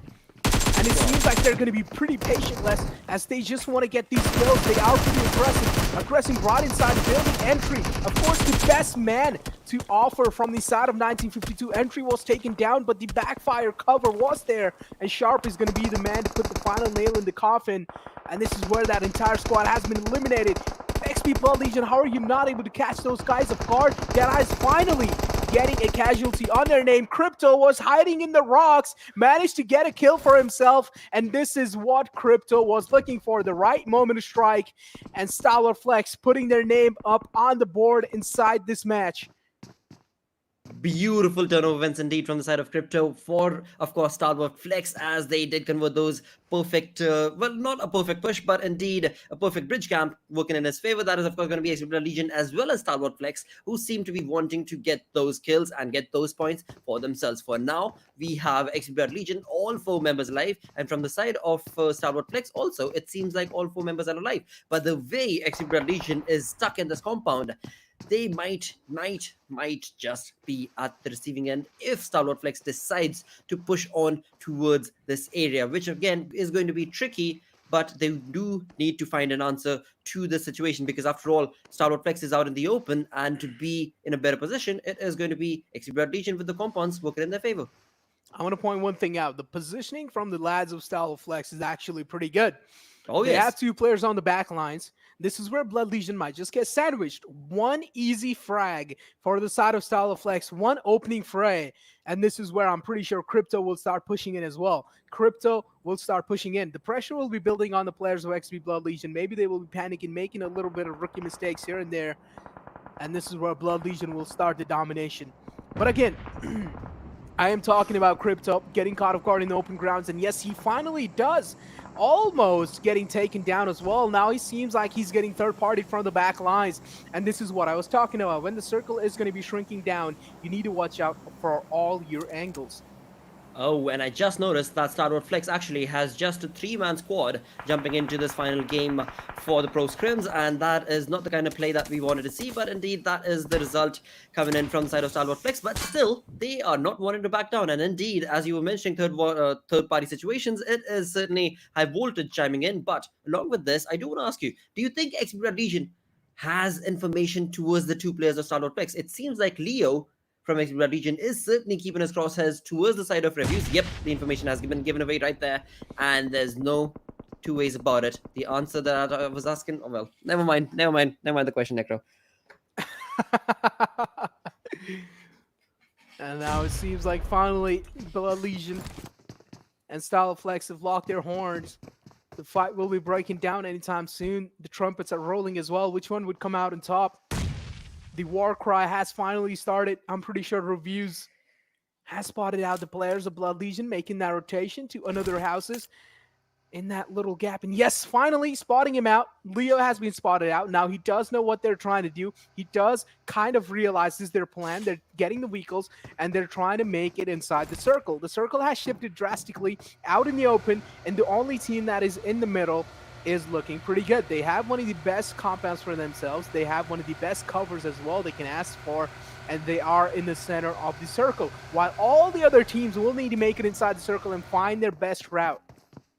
Well, this is interesting turn of events coming in from the side of XP Blood Legion, as all 4 members were still alive and they have moved away from that in towards the circle is where they would want to go, but there is a river in their way. How exactly are they planning on crossing that? They decided to get away from that bridge, and rightfully so, but now as they try and get through here through Rozhok North, how will they be able to get that? Because they are choosing to give a lot of information away towards the side of Team QWERTY from the looks of it, and they have been able to, convert those into kills as well. Seems like Gyro is going to be the one who will start the initial fight and rather initial push and will move through the water, but move that conversation towards the side of Futurestation right here, being caught off guard in the open, and it is Venom Legends that is dishing the damage this time around once again, and those nades coming in from the side of Frypan as well as Nightwing are real close, real good, but Futurestation, what is your answer going to be, mate? Well, nothing can you do, because after all, there's no stopping Nightwing and Frypan. Well, I mean, Futurestation are kind of caught off guard in the open grounds. They don't really have a lot of cover working for them. And the utility usage from the side of Venom Legends seems like it's going to be a point. Getting caught off guard in the open grounds as well. Almost the kill was finished there. Frypan pretty lucky to stay alive there. His teammate was there to provide him that backup. And finally, White took the last man down. Futurestation, it seems like the first day was only their day. And today, they're now really able to show themselves up on those top leaderboards. As Venom Legends, they are dominating the entire field up till now since the previous game. But is it really going to matter, though? Maybe for the most, they would be able to secure maybe third position. STALWARTxFLEX is still alive and looking good inside the game as well. So maybe they will be able to get the first position, and we do know STALWARTxFLEX is capable of doing that. Absolutely is, and we've seen that again and again, and in that, it is Venom Legends that, by the end of this day, have certainly showcased a lot of interesting turn of events, and this team is bringing in those kills for themselves. Wonderful, wonderful shots being taken, information right on point. Of course, they are receiving a bit of those bullets in that retaliation, but overall they are walking away with points, and that's going to be really good. But right here we have HIGHVOLTAGE's Extreme getting set up with a nade, but it is Ayush once again being the one who's pushing along. Not the kind of result that we wanted to see, but well, GG indeed. P and crew need to do that because they are out in the open. The circle is gunning for them. It is the 5th zone that we are working towards, so the damage is going to be quite a lot, and it's only one man right here who's going to be HIGHVOLTAGE's Extreme, who's stopping P and crew's rotation in the track. He's being the wall over here, stopping each and every single thing, but no, from the back line, God's Reborn decided to strike in, and this is quite unfortunate for the side of HIGHVOLTAGE. One last man surviving for HIGHVOLTAGE, or 2 players surviving for HIGHVOLTAGE. For how long are they going to be able to keep up the performance? Because they are crumbling down slowly and steadily, including P and crew. Down a 2-man squad. Legend and Season are the only players alive as well. Take a look at Assassin, spotting out the players of Blood Legion out in the open grounds, and this is where Blood Legion might just be in a heap of trouble. Well, HIGHVOLTAGE Assassin certainly did have a lot of information, as that XP Blood Legion's rotation was confirmed, and they have been able to get that rotation, but they are also they are going to be at the receiving end because they've given away a lot of information as well, and now is where the circle will push them further towards this zone, and this is going to be really crucial for XP Blood Legion as well as HIGHVOLTAGE to be able to knock and get those kills confirmed. But right here, 7C's Memo is the one who was able to, was he able to get the kill? No, he was not. It was God's Reborn taking that third-party approach, bringing and stealing those kills. It is certainly God's Reborn. Situation and positional awareness has been spot on. This team is looking real good. They're in the center of the zone. Very close to them is going to be 1952 as well. But these teams, this is just perfect play in the final game from God's Reborn. That's for sure. Blood Legion did get caught off guard. The zone kind of pushed him away. The last player surviving was sandwiched between two squads, including High Voltage. And this is where things kind of crumbled down for him as well. 7C, Nemo has been taken down. The rush should be there anytime soon if the other teammates are going to be making it back to him. Stuff's not going to be that easy, Nemo. Finally, the kill will be confirmed onto him as well. As Sketch, of course, the best man that Gods Reborn has to offer. We have seen in the PMC as well what this man is capable of doing. And maybe he is going to be showing us a recap here today. Well, that situation right there, was it a smoke or was it, yep, it was a smoke, so that's all right, that's all good, because again, you do not expect these pro players to be bringing in that sort of silly mistakes where the rebound is not working in their favor, but again, we've seen those sort of situations as well, you know, sometimes it just happens when it's a heated situation that you're in, but right here, it is Gods Reborn that have the positional awareness, as we were just discussing. They've got the upper hand of that hill as well, and High Voltage are the ones who've given away that information as they make that rotation. But 1952 sticking to that perfect approach of getting into the compound and getting all four corners covered. 1952 looking pretty comfortable in the circle with that compound working in their favor as the defense. But what about the teams in the open? Koa finally spotted out the player of High Voltage. If he kept on moving in the front lines, I'm pretty sure that could have been an easy knockout for the team of High Voltage, and they could have just pushed on the players of Gods Reborn, because the pressure would have been built slowly and steadily.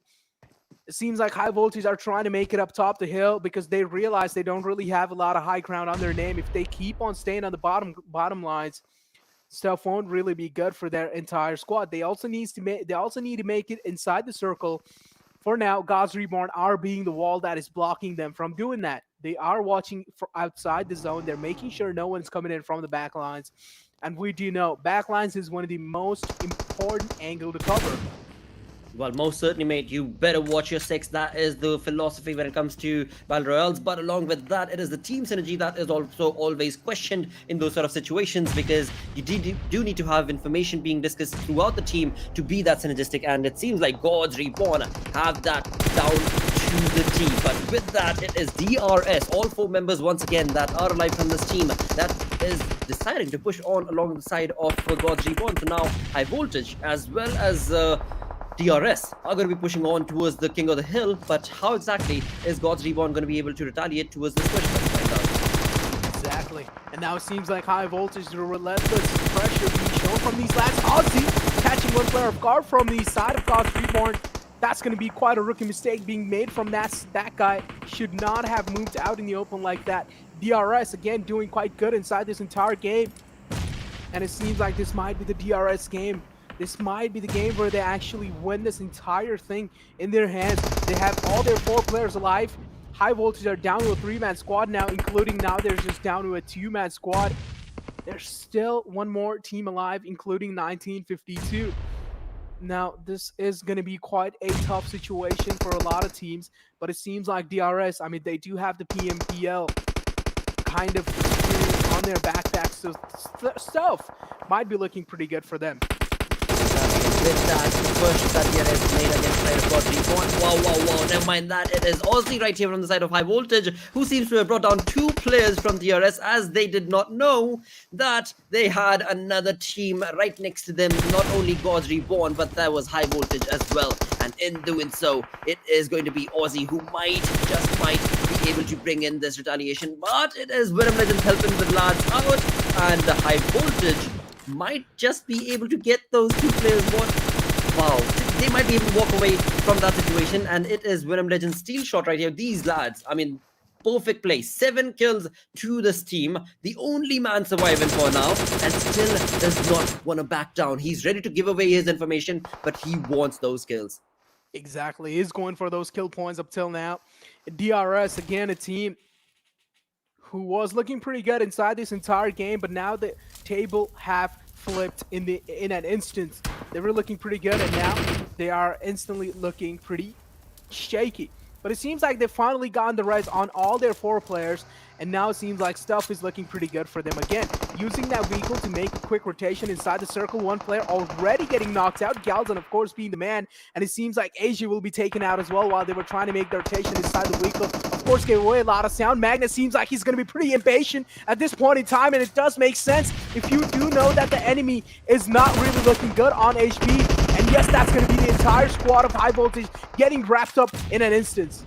What a perfect play coming in from 1952. They held that compound and they were not going to give that away that easy. DRS thought they could maybe bring in all-out war towards the side of 1952, but not the case, said Magnet, because he had the perfect support of his team working in their favor. But eventually now the conversation moves on down towards 3 teams that we've got surviving. We've got T2K's, all 4 players alive right here. We've got 1952 in the compound. That's going to be perfect. When you talk about the 3rd team, that's going to be High Voltage. And nobody knows where that team is at. They are 2-man strong army for the moment.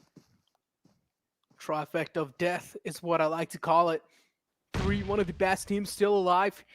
TDK 1952, this is probably going to be the main competition between these 2 lads because the other team just has 1 player alive. And now as I'm talking, it's just down to these 2 teams.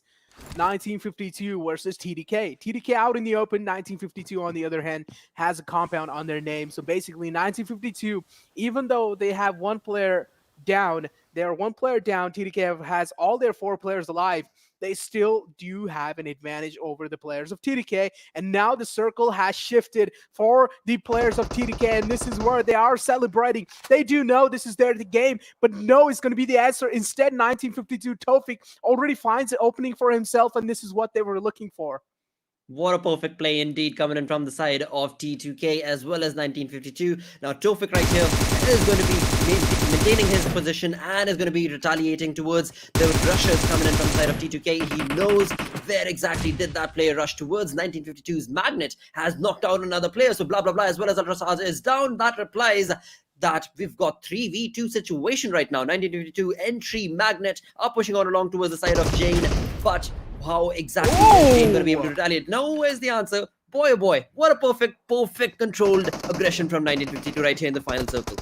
It's actually incredible to see how 1952 has evolved since a long time, and now entry as well, making that push onto the last man. Surviving Jane is going to be the one, and 1952 took that entire chicken dinner in their hands. And the thing I was saying was, it's been incredible to witness. It's been incredible, and it's been a pleasure to witness how 1952 has improved since the past. The way these lads were playing back in the day, and now if you compare their gameplay, it's just absolutely phenomenal. The improvement on these lads, the dedication they have shown is just relentless.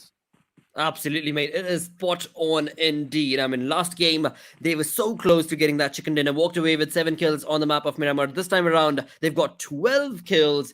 Looking really strong, looking really confident. And that push in that final circle that they made, even though it was out in the open, there was not a lot of cover working. But the way that synergy was applied to that situation was spot on from 1952. Of course, T2K, we know when it comes down to the points, they are in the lead. But eventually, this is going to be close when it comes to the overall standing. That's for sure. This is going to be pretty close when it comes to the overall standing. 1952 today has overall being pretty consistent. We got to give them that. Came a long way since the past as well. And now team like God's Reborn tried their best to, you know, get themselves up on the leaderboards. But somewhere down the line, the struggle was being shown from that side. And what happened to Team QWERTY? They're lost. Sheesh, they tried. They certainly tried, but when it came down to that rotation itself, they were out in the open. We know that XP Blood Legion were trying to make that rotation as well. But interesting turn of events where XP Blood Legion were that much more in control than Team QWERTY. And that was weird to see. But eventually, again, there could be some internal flaws taking place. There could be some internal communication errors being taken place from the side of Team QWERTY indeed. But indeed, as you bring that conversation towards just this day, it has to go towards the side of Venom Legends 1952, who have showcased how to pick up the pace. Exactly, how to pick up the pace. Exactly, showing up that. 1952, incredible day for them, and did show themselves up quite on top. But now again, as you were mentioning, you know, in the past as well, since a long time, that these are just scrims, you know. What matters is how these guys are playing on the bigger grounds, on the bigger stages, how these guys are performing. I mean, again, a team like DRS didn't really perform that good in these scrims, but in the bigger stages like PMPL, they were the champions. So it's more kind of like maybe because of scrims, you know, they're just taking it lightly. It could be the case. It certainly could be the case where another thing to actually bring up is going to be the fact that so many times through these scrims, what these teams end up doing is they try those YOLO approaches. They try the approaches that they would not want to do in actual tournaments because they want to be able to experiment against the pros like themselves. But here we go. We've got the overall ranking on our screen. It is Train to Kill, taking a massive lead with 81 points. That is the team that's going to be walking away with those $1,000. But P and Crew, they got close, mate. So did 1952. Wow, just 2 kills shy. Just 2 kills shy of toe-to-toe with P and Crew. Wow. 2 points. 2 points. I mean, Train to Kill have gotten themselves quite a massive lead over all these teams. But I mean, again, hey, Venom Legends at least managed to secure something in their pockets, including 1952. I mean, things were looking pretty shaky. And what happened in STALWARTxFLEX today seems like wasn't really their day. You know, they did do kind of good in the first game, but then later on, things started going pretty downhill for that team. But I do believe in team like STALWARTxFLEX and especially team like QWERTY as well, and including all these teams, you know, even in the latter half, I do believe maybe just because of scrims, they were, you know, taking it quite lightly. And I'm pretty sure in the future they would be doing pretty good. But here comes the kill leaders. And these are from only match 6 kill leaders, as 1952 Magnet managed to secure himself 5 kills.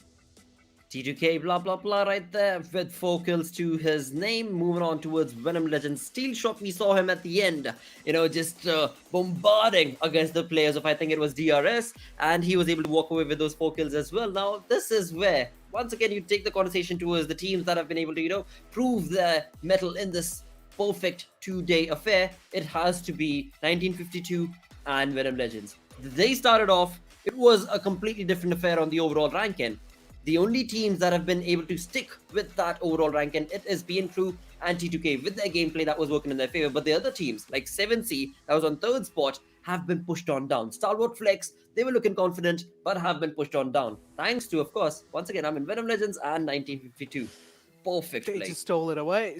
Yep. Seriously stole it away. And I really feel like at this point in time, Venom Legends 1952 should be called the thieves. They stole this slots away and just blink of an eye. Just a tick, they just stole it away. And we did not expect that. Blew our minds with their performances. Absolutely, mate. What a wonderful turn of events it has been when it comes to the pro scrims of Season 1. But with that, of course, Season 1 does come to an end. We will be joining all of you lads with Season 2 of these pro scrims, along with which it is a congratulations to T2K for getting those $1,000. With that, it is me, Blotter Gaming, and Necro signing off. We'll see you next time. Bye-bye.